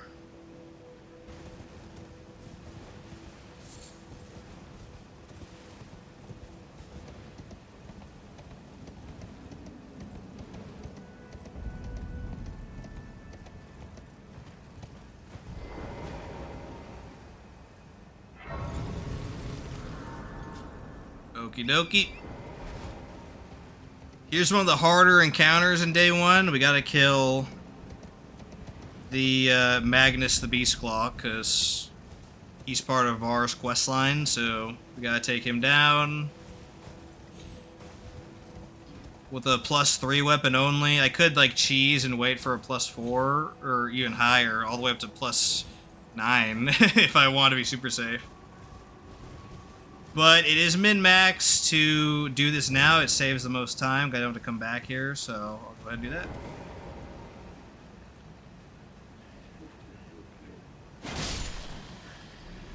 Boom. Okay, so right when we zone in here, we gotta go around a wall and use our Flask of Physic. Or we might be able to do it like right here, but he's kind of close, so... Sussy. There we go.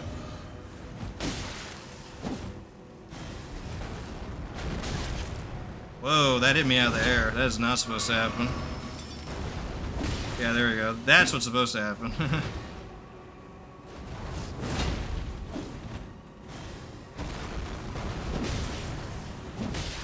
Ooh. Roll snag.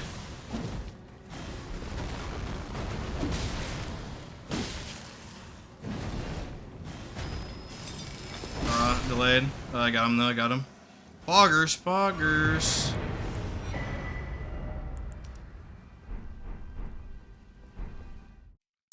Cool. So that part of Var's quest line is now completed. You get, oh, he said the one that has the Somber 6. Okay, that makes sense. Good. Now we gotta keep going up here. That means all of the Sombers are accounted for, so we're good, dudes. Because 4 is by the creepy hand thing in front of Volcano Manor. 5 is next to God's Noble. There's 6. 7 is in the Stone Sword area. 8 is in front of Radahn's Tower, and then 9 I already have. 10's in Mogwin Dynasty Mausoleum. There we go. That's all of them. Frick yeah. So, up ahead is a Golden Seed, as well as the Teardrop Scarab I'm looking for. I think it's like directly south of me right now. Yeah, I think it's this one. Cool. Excellent.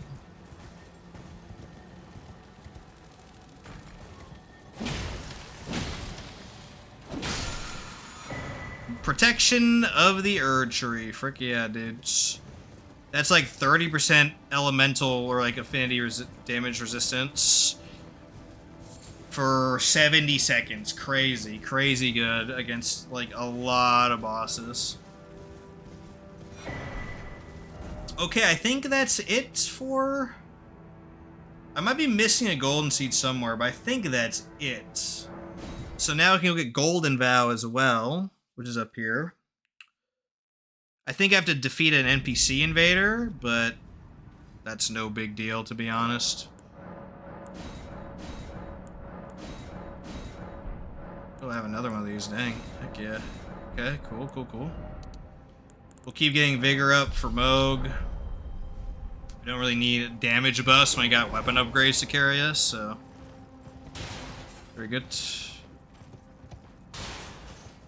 Now, normally I'd go straight up that ladder, but because we're doing a faith build, I need to go past, actually. And go to the shack.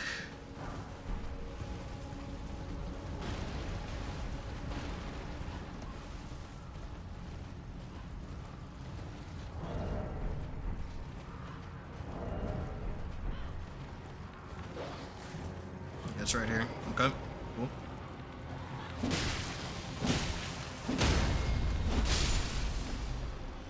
Excellent.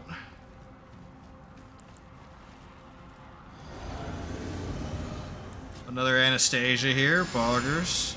Same principle applies as before. Made out those attacks. Like I did roll that. Just didn't register. Let it be known.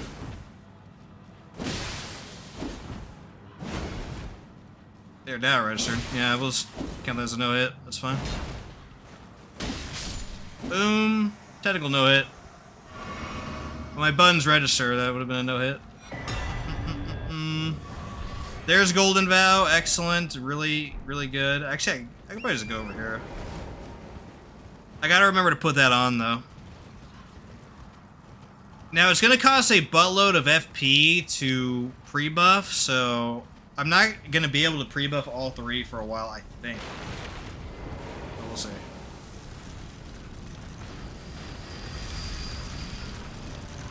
Obviously Golden Vow.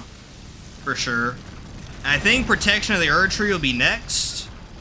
Blessing's Boon is pretty... It's like the worst of the 3, so it's not that important at all. So until I get more mind via Radahn's Rune or putting some points in mind, then... I'll just do Golden Vow first, Protection of the Erd Tree second, and if I have FP left over, we'll do Blessing's Boon.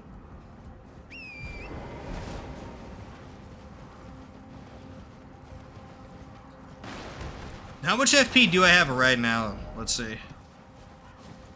91. Okay. Golden Vow's 47. Protection 77. How much is Blessing's Boon?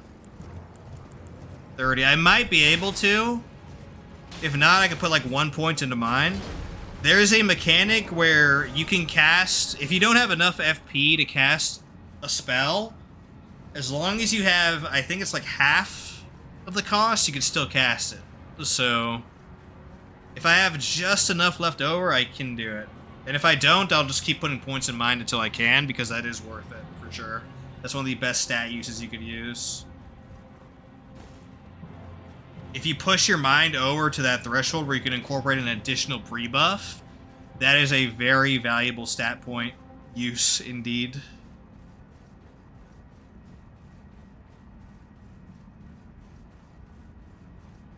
But in order for that to work, you want to minimize the cost of the third spell. So definitely want to do Blessing's Boon last. If I mess that up, then it doesn't work, obviously. Dear customer, yes, right this way. Right this way. Right this way. No thank you, buddy. Not right now.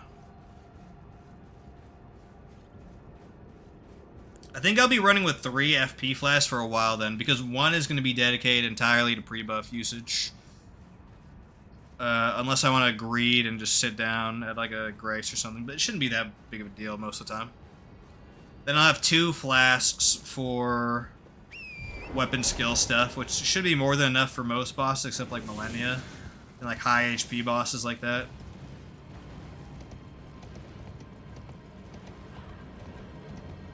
If you're fighting a boss that has like a bunch of combined HP between multiple phases, definitely want to carry more FP flash for your weapon skill. Let's configure that right now before I forget. Boom. 9-3. It's about to be 10-3, I think. Actually, no, it's going to be next day, but, you know. We don't have to actually fight a full-grown Falling Star. Oh, he did hit me, though. Okay. That's just really bad RNG. Nothing to worry about there.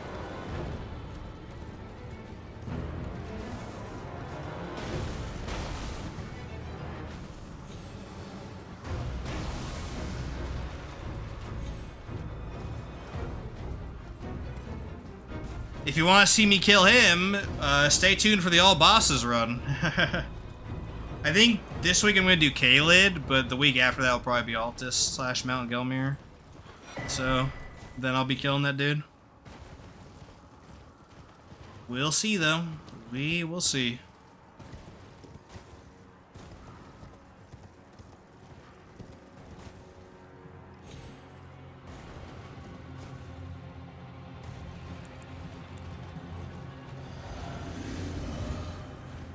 Alright.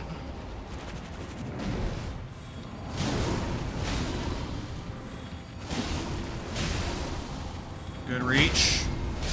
Oh, I know damage that guy. Oh, that's rare. That does not happen often, I'll tell you that much. No siree.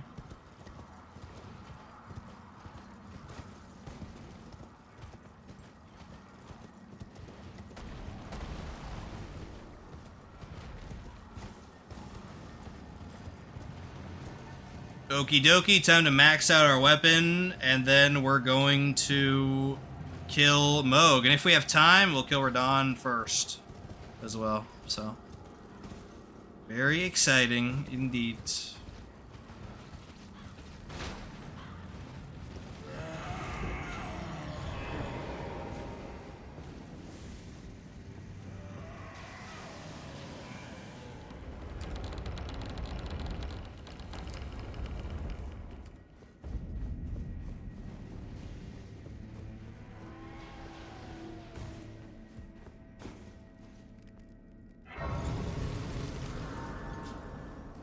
Okie dokie. We rarely fascinate. So, about the bird, if you have, rise with her. Your decision now, you believe. The drawing, I am So let's go get this taken care of.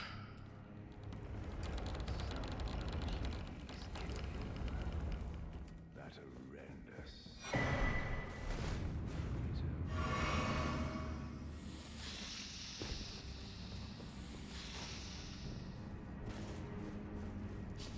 There's a bit of walking to do here, and we also have to kill the Godskin Noble boss, but that is not that hard.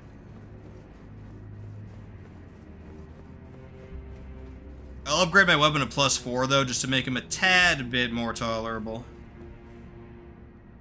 And I can do that right here.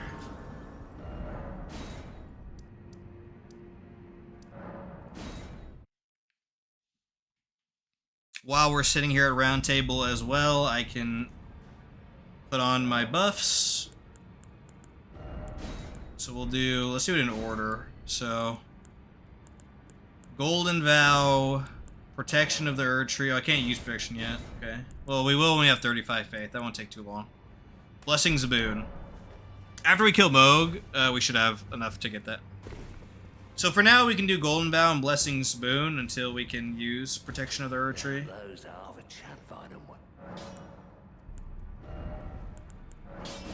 Boom, Winged Scythe 4.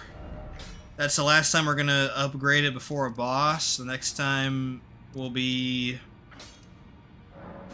a +10 weapon before Moog. Ooh boy. And Radon, possibly.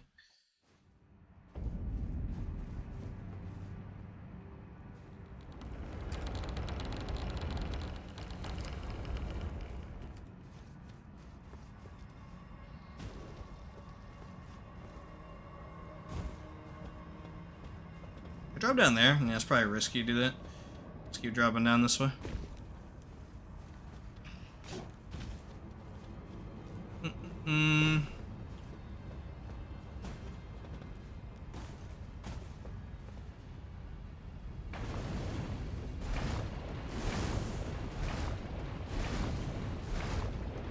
By the way, with Altus Plateau done, most of the Collectathon stuff is complete.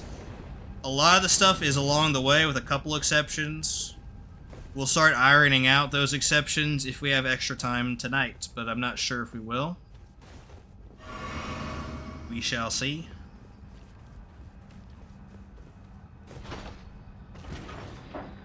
Snake was in a good spot, that's what's up.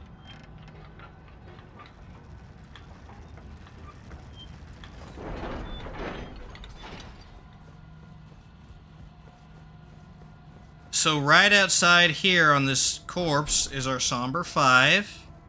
We already have our Somber 6 from killing Magnus. So that's good.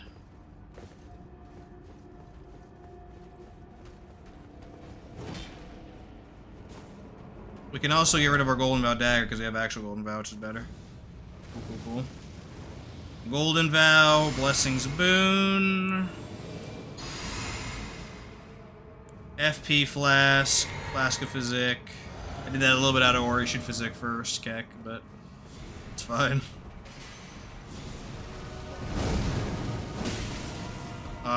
Weapon reach, dude. It feels good. You have no idea how good it feels to actually have a weapon reach.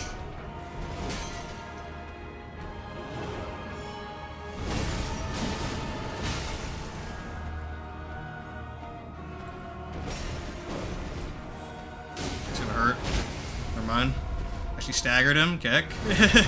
That's surprising.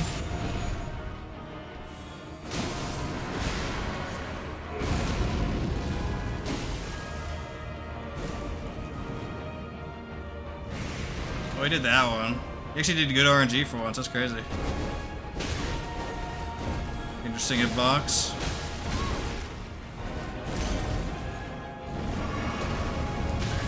Oh, ate my input. Sometimes it just eats your input there for some reason. I don't know why.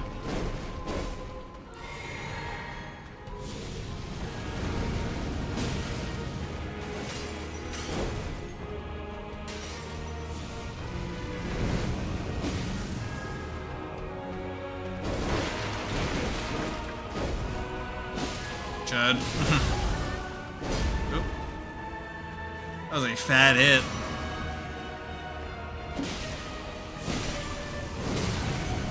Holy cow. Is my controller okay? I don't know. So many eating inputs. Can I hit him here? I might be able to. It's a little sketchy though. Oh, you can. Kick.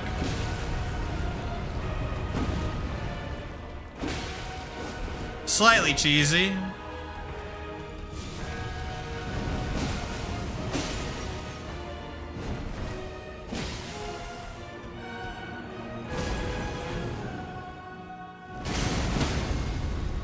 GG.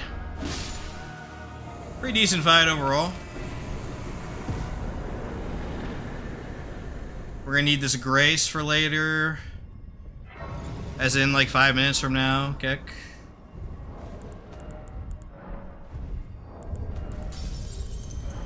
Use these runes.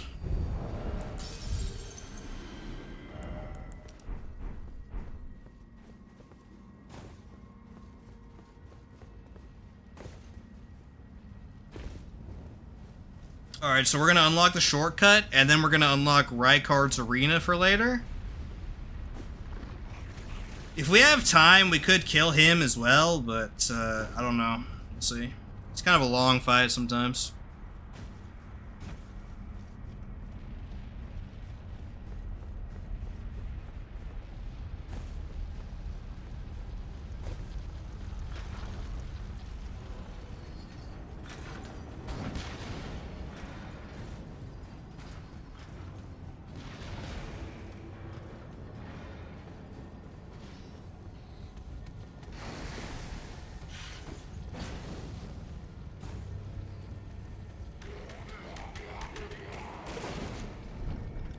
There we go, the shortcut's unlocked. That's good.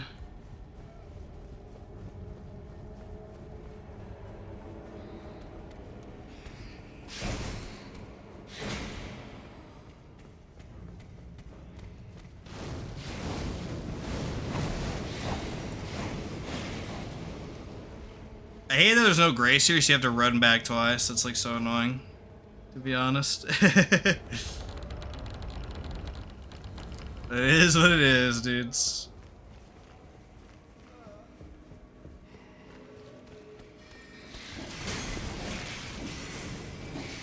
Alright, so unlike last run, we're gonna actually sit down and hit the grace. So I have to run another time. Boom, there we go. I shouldn't even need to sit down, I just need to activate it. I did not activate it last time when I came here, so I ran here, picked up the Serpent Hunter, left, and then I had to run back again, Sedge. But not this time. There we go. There's Serpent Hunter. Okay, now I gotta run back again, but at least we can cut half of the trip because we have the shortcut unlocked. So excellent. Excellent.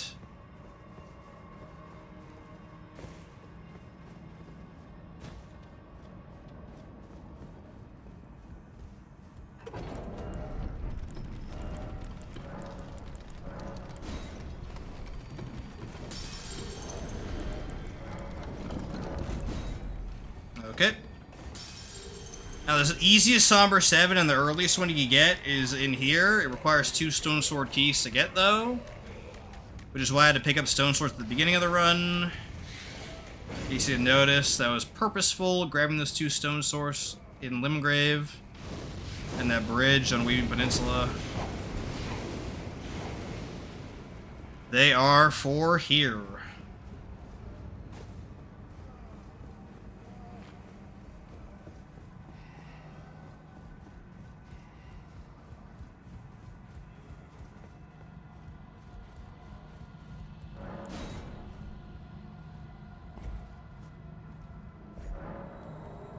Cool, cool, cool. Excellent.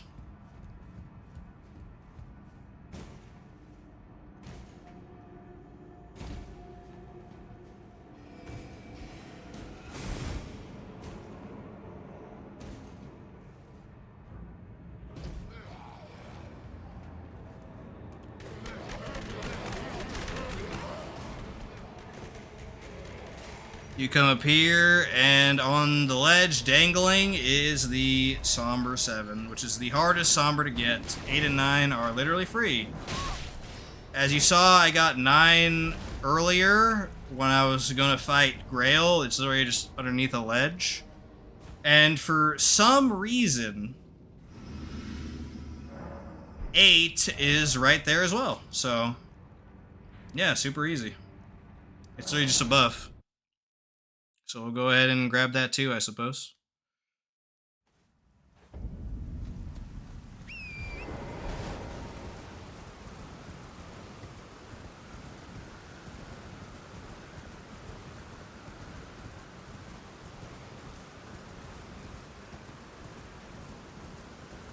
Here is 8, literally just right here. It does explode, so you gotta be careful of that, but otherwise, pretty good.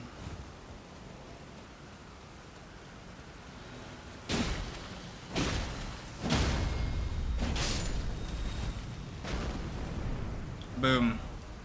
So now you can upgrade all the way to +9. It's that easy. Well, we already have over 30 minutes left too, so we can just go ahead and kill Radahn as well. So we'll just go ahead and do that. It would technically be min-max to wait for a +10 weapon in Mohg's area, but I'll just kill him right now because he's on the mind. Boom. 9 Winged Scythe. So to get to Radahn quickly, you just come over here. Super simple. From Dragon Barrow Land. We can drop down to where Millicent is and go to his location. It's probably worth equipping his rune as well, Radahn's rune. It's probably worthwhile, I would say. So I'll go ahead and unlock that too, and then we'll finally be able to go kill Mohg and end the day. Nice and simple, dudes.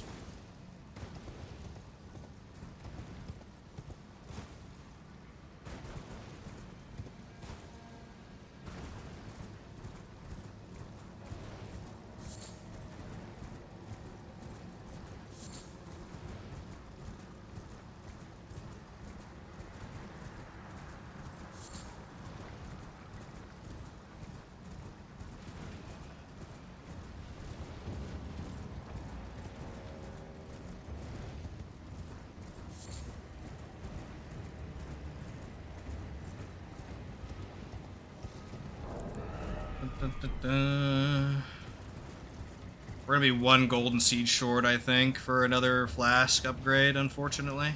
By the time we get to Mohg. Because there's one here, there's one at Mohg's area, and I think that's all I have left. Besides going to like dungeons and stuff, which is too slow.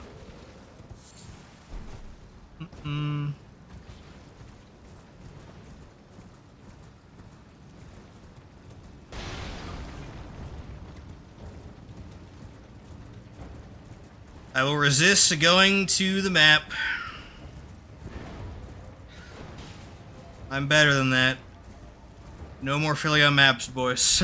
I'm gonna try my darndest.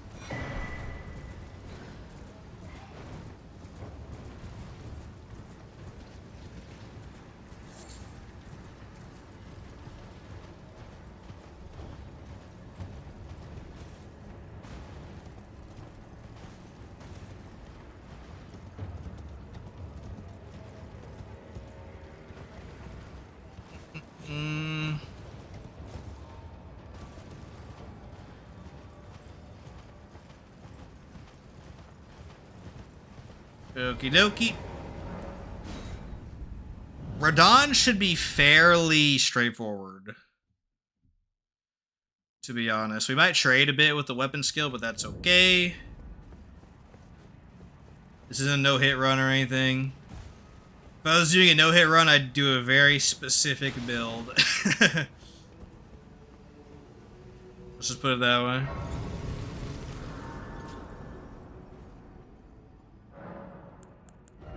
Let's get Vigor up to 40. Excellent.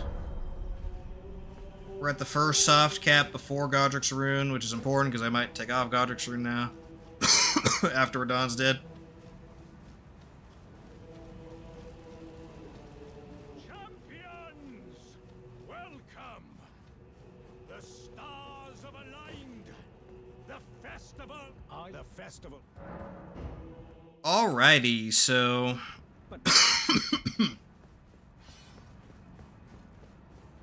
Let's see how good this goes. I got everything I need. That's what's up.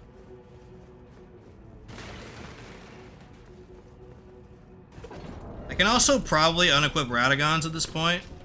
How much stuff do I lose? I could wait until 45. I could wait until 45 Vigor, though, so I'm... Yeah, I should probably do that, to be honest.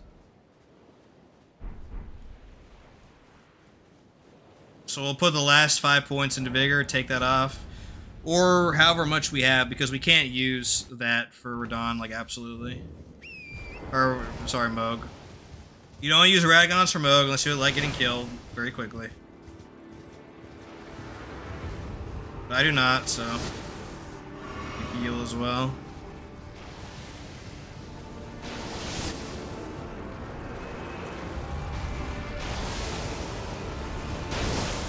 Hey, buddy. Wow, he started with that. Freaking chud.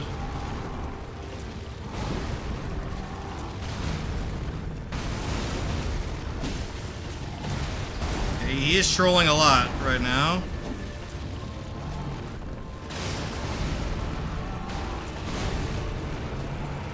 Is he high brag already? Oh, he is. Okay, this is gonna be an annoying fight.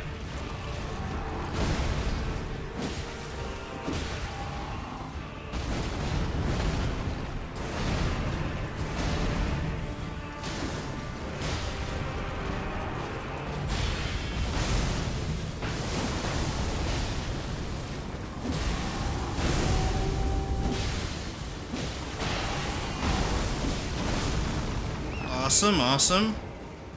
Unfortunately didn't stance him. Again, Reapers have kind of bad stance damage, so that's just part and parcel. I can now put on my Flask of Physic.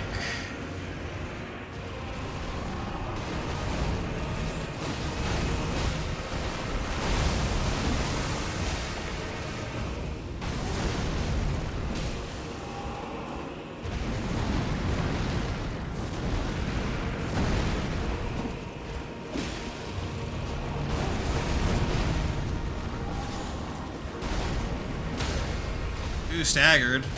Well, that's a flawless phase too, at least. That's what's up. Frick yeah. Alright.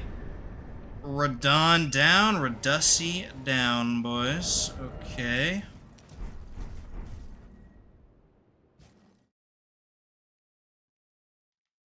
We gotta talk to Alexander before we leave. We do want his stuff for later. Aye. One hit after that, and as such, as luck. If I and you know, who could expect? Just you. Is that it? Yeah. Okay, cool. Let's go to Radon's tower and activate his Great Rune. I think that would be worthwhile for sure. It's always worth it for stamina. I think it's worth it for health at this point, and it's not worth it for mind yet, but that's okay, to be honest. Alright, I'm gonna not die to fall damage to this chud over here, too. I'm gonna try my darndest to not to. Boom, 45 Vigor, excellent. That means now we could take off Radagons. We don't really have a replacement, but at least I won't be taking much damage right now, so that's okay. We do have to take off this chest, though, or actually maybe not even the chest, maybe something else would be nice. Yeah. No gloves is fine, for sure. Or maybe I could even do this. That'd be better, actually. I think that would be better. I'm not quite sure. Oh, I look really stupid, though. No, we gotta Fashion Souls this dude. Boom. Just no gloves for now. That's okay. That is A-okay, dudes. Let's get Radon's stuff taken care of now. Now, this guy killed me with fall damage before with a bug. It was an actual glitch, which is hilarious.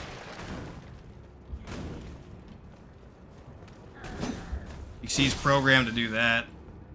Thanks, Miyazaki. There we go. Alright. Yeah, I'm just curious. That would have been cool to use that, though. For sure.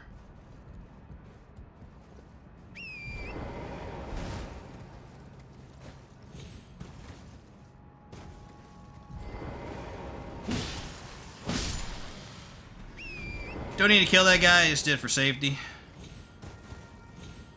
Don't want to die in this freaking tower this run. That is for darn sure.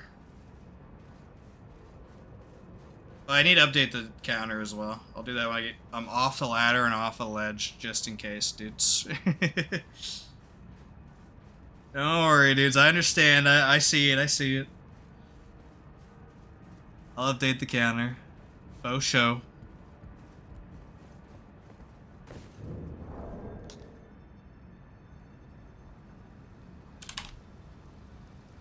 Boom, there we go. Frick yeah.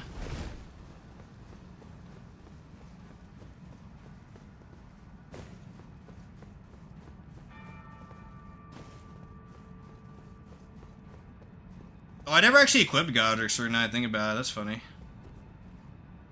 Yeah, that's my bad, dudes. Y'all are probably facepalming. Like, why did he have Godric's Rune on? I thought I had it on the whole time. I knew I was forgetting something. That's funny, dude. That's funny. So I'm at 45 vigor for realsies. That's what's up. Okie doke. Well, then we have enough vigor for a long, long time.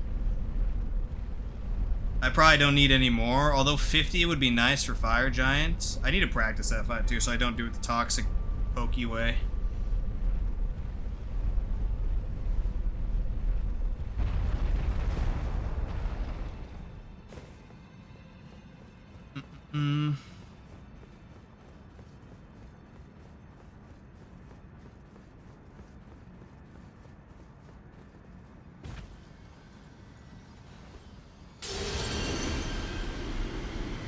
Alright, so now we go back to White Mask and get his stuff done. Equip the Great Rune though first, KKW, so.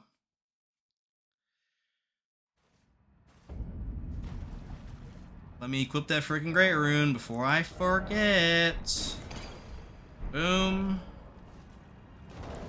Rune Arc it up. I can probably go kill the Putrid Tree Avatar also to get my last physique thing, so I could do that as well. After I meet up with Var for the first time. That would be worth a while, for sure. Because that's free, pretty much 15% damage negation.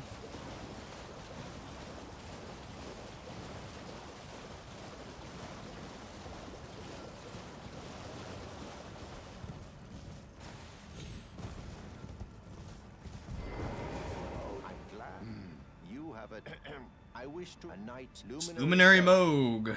I'm serving Luminary Moog. I'm just gonna kill him in 10 minutes. Okay.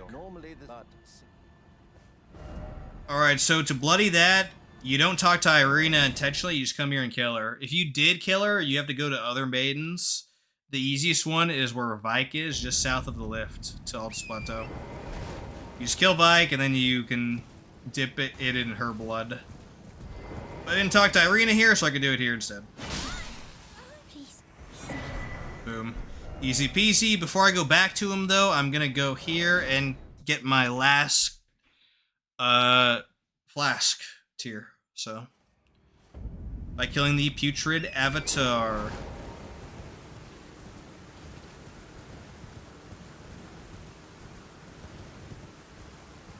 So not having Godric's Rune originally changes a lot of math, so that's kind of funny. I think I actually do have enough FP now to cast all my pre-buffs with a single flask. I'll have to figure that out though when I have 38 mind or whatever for protection of the Earth Tree. Okay. Flask of Physique. Golden Vow. Blessing's Boon, which will be very useful here because this guy likes to spew garbage everywhere. It's super annoying. There we go.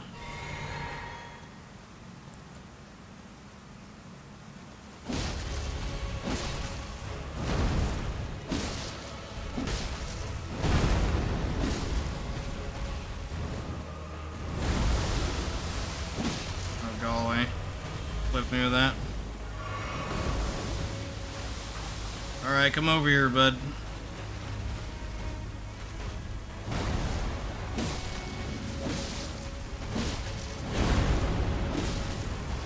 I can't really use weapon skill too much on this guy because he just loves to spam the frickin' sauce, so we'll just poke him down. I might be able to use it here after this.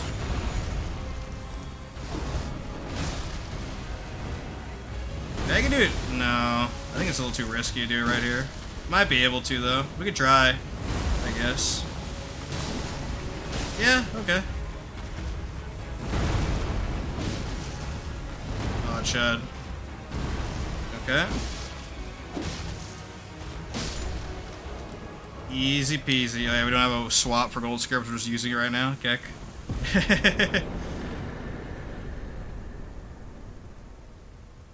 And there's Opaline Hard tier, our last flask tier. That's what's up. Let's go to Var, finish his quest line, and then kill Mogi Poo. Frick yeah. I think for now, we're gonna go Faith. Yeah, because Vigor is good enough, I think, for Moog. At 45 plus Radon should be like more than enough. Let's configure our flask as well before I forget for 500 hours, like I do sometimes. Holy Shrouding, Opaline, easy peasy. Our flask of Physic is complete for like the entire run, I'm pretty sure, except for the 80% bosses. I'll have to figure something out for them. The dudes that have 80% holy resistance are gonna be rough. They're gonna be rough, dude. Especially Elden Beast, I think. Maybe Radagon. Malekith shouldn't be that big of a deal. Fortisax is gonna be annoying, but he can't really kill, so... He has like one wombo that he rarely ever uses it. He needs to connect with literally everything to kill you. So it's super unlikely. Like 5 attacks in a row, like, yeah, sure, dude.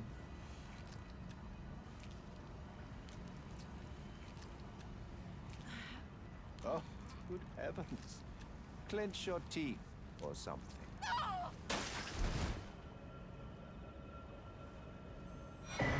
Never it is what you have. Okay, so with Var's questline done, we get this medal, which will allow us to fast travel immediately to Moog's area. And I'm really proficient at fighting Moog, so it's an easy source of like a humongous amount of runes for me. Now that we're here, we're gonna put Gold Pickle Fatfoot on our quick swap. Because we're gonna need it. I'm not grabbing the map, dude. Gotta resist. Gotta resist, dudes. Okay.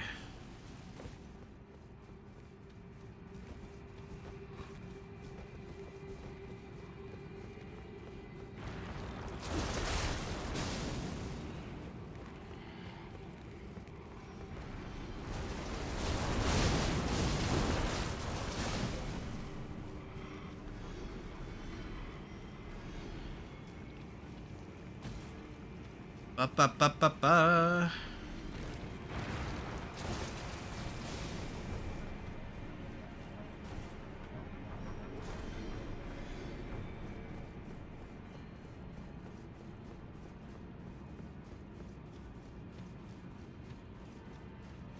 I should also mention as well that Millennia, she's not super resistant to Holy, but relatively speaking she is. She's pretty, like, low on resistance for everything. It's like 20% or lower, but with Holy she's 40%, so... Relatively speaking, she has high resistance, but... In terms of, like, the grand scale of things, 40% is standard. Like, most of the DLC bosses have 40% resistance to everything, so... Yeah, it's not a big deal at all. Millennia will be noticeably longer to kill, though, because of that. It won't be as bad as the Coded Sword, though. Although the Coded Sword, like, Ash War murders her, so... Yeah, I don't know. We'll see whenever we get to that road. So we gotta get all these guys away.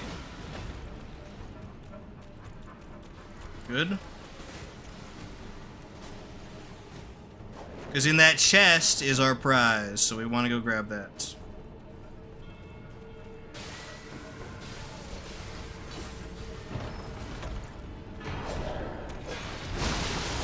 Very good. Excellent. Down here is a golden seed, so we'll go grab that. Sometimes this golden seed is not here, and I have no idea why, but... Oh, I almost missed that. That would have been funny. Boom, golden seed acquired. Save and reload to reset aggro, and then it is time to fight Moog. Frick yeah, dude. I could technically go to Loretta if I want to get an extra golden seed, but we should be fine with this amount of flasks. If I have time, maybe I'll do that, but who knows.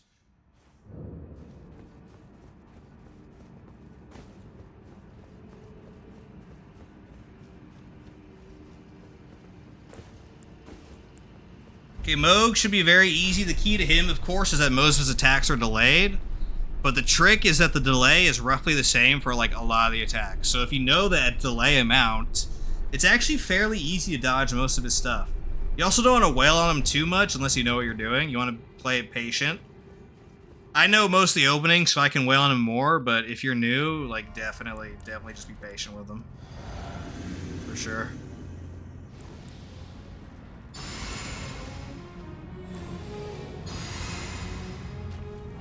Good.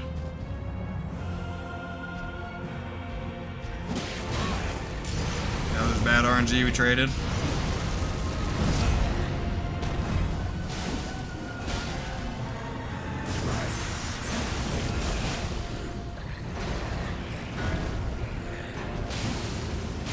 Ooh. Oh, recovery frames. The recovery frames are pretty long on this weapon, so you gotta be careful of that.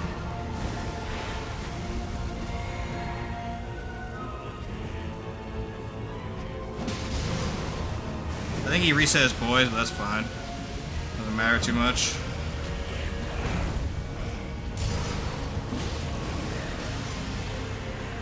Ah, you chud. That's really bad RNG.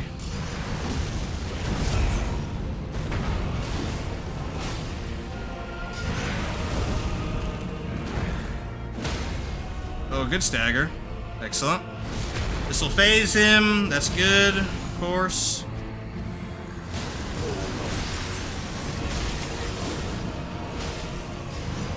No nihil skip here.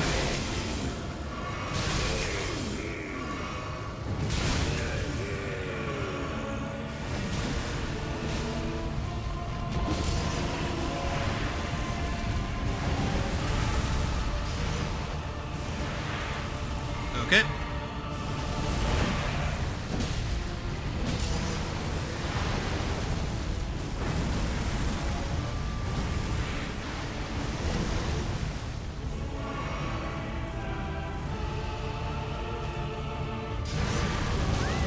Oh yeah, I rolled that. Didn't register for some reason.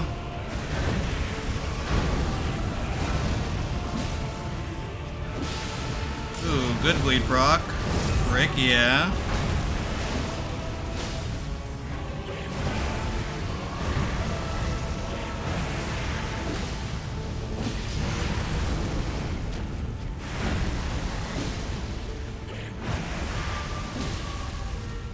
Stamina kind of bad. Ooh, there we go. Frick yeah.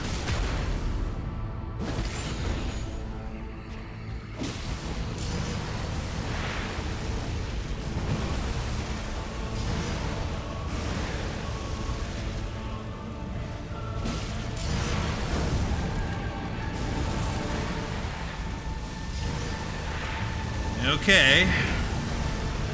He's taking his sweet time, dudes. Boom, there we go. Gold Pickle Foulfoot with Gold Scarab. I get a million billion runes. Easy peasy. Mogwin!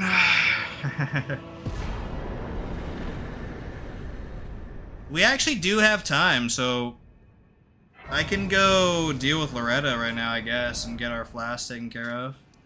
That's kind of cool, I suppose. So we'll go ahead and do the Ronnie stuff, and then we'll call it for today. So very nice indeed. Now for level ups, you know what? Let's just get rid of. Let's just do 50 vigor to be done, and then faith, basically. Faith all the way up to 47 would be pretty good. We're gonna stop at 50 faith, and then we'll start doing dex just so we have an insurance policy for those 80. Holy resistant bosses, so we'll deal with that. I'll just bug Loretta because I don't have time really to fight her normally right now. And we fight her for real in, probably it'll be day 2 at this point, in the Hallig tree, so. I don't feel bad at all for bugging her, in case you're wondering. Don't feel bad whatsoever.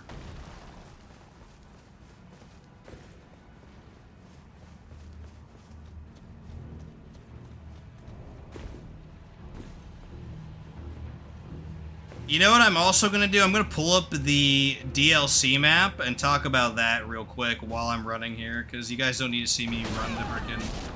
Oh my goodness. Hold on, we got an autistic hand here.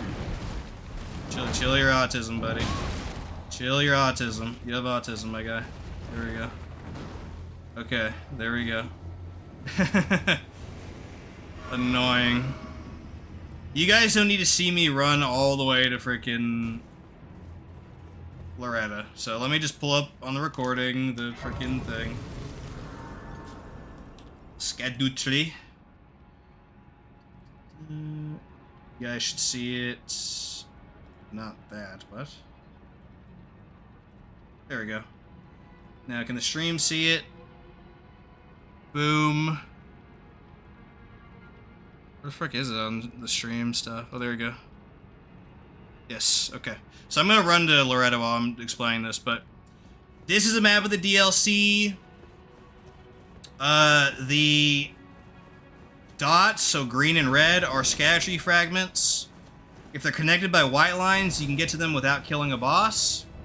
If they're connected by red lines, then you have to kill a boss to get to them. So what I'm going to do off stream is collect all of the white connected dots, aka the scatter trees that do not require a boss to kill, because I want to kill all bosses on stream, obviously. So this just saves me 2.5 hours of literal running, because if I like showed this, it would be 2.5 hours of running in the DLC and 1 hour to 1 hour and a half of killing bosses. So most of the time it would just be running, which nobody wants to see.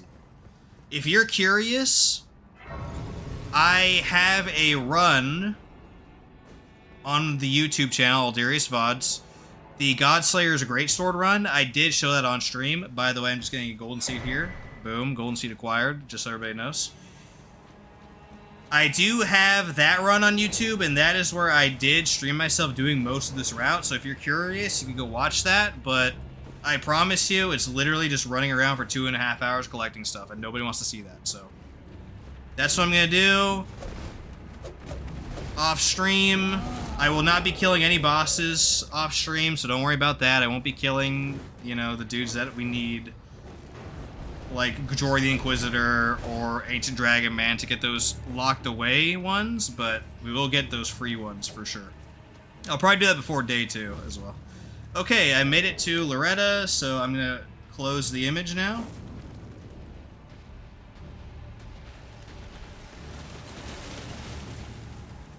I don't know if the recording saw that. Boom. In case you didn't, here's the image I was talking about. Sorry about that. But this is a map of the DLC. Again, collecting all the white line stuff, so, you know. If you're around the channel, you already know that, though. So, I don't need to linger on it that much. There we go. Boom. Both are not showing it anymore. Excellent. Okay, so to bug Loretta, you do the following. You spawn her in by going in this circle. Just watch out for her. She can sometimes run up to you. But you come up here. Go to this wall here in the middle and then save and quit. And this fails to kick you out of the boss arena, so you literally just bug her. So, yeah. Super easy. What that looks like? Well, here it is. So he just stands here and does nothing. So, even when you hit her. Super easy. Very easy way to get some quick runes early as well. I could have probably just killed her straight up, but good demonstration, to be sure. Loretta's great bow. Excellent. So I'm just going to talk to Ronnie and end the run. So that's going to be it for today, guys. I think I have some work tomorrow, so I can't really stream tomorrow, but maybe, but probably not. Planned for Thursday, I think. I think Thursday I'll be back with this run. And then obviously every Friday at 8 p.m. Pacific, I try to stream every day at 8 p.m. Pacific, but on Friday in particular, we're going to be doing the All Bosses run, Caelid Edition. I'm still undecided if I want to do Dragon Barrow, but we'll probably end up doing Dragon Barrow. We'll see. But definitely lower Caelid, for sure. At least.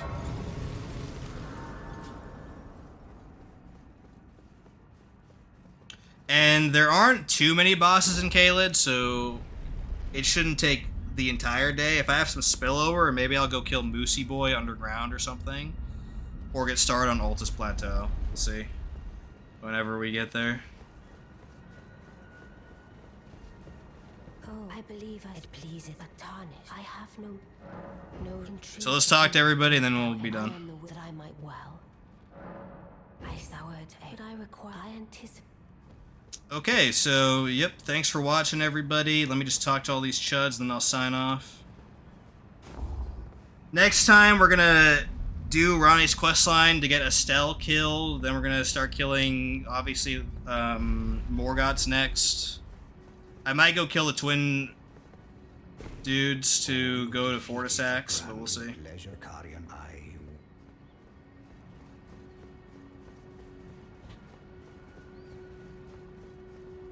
But yeah, that's it. So let's just talk to Syllabus here, and we're good. I don't know what it's since Well, hopefully you finish the base game next time.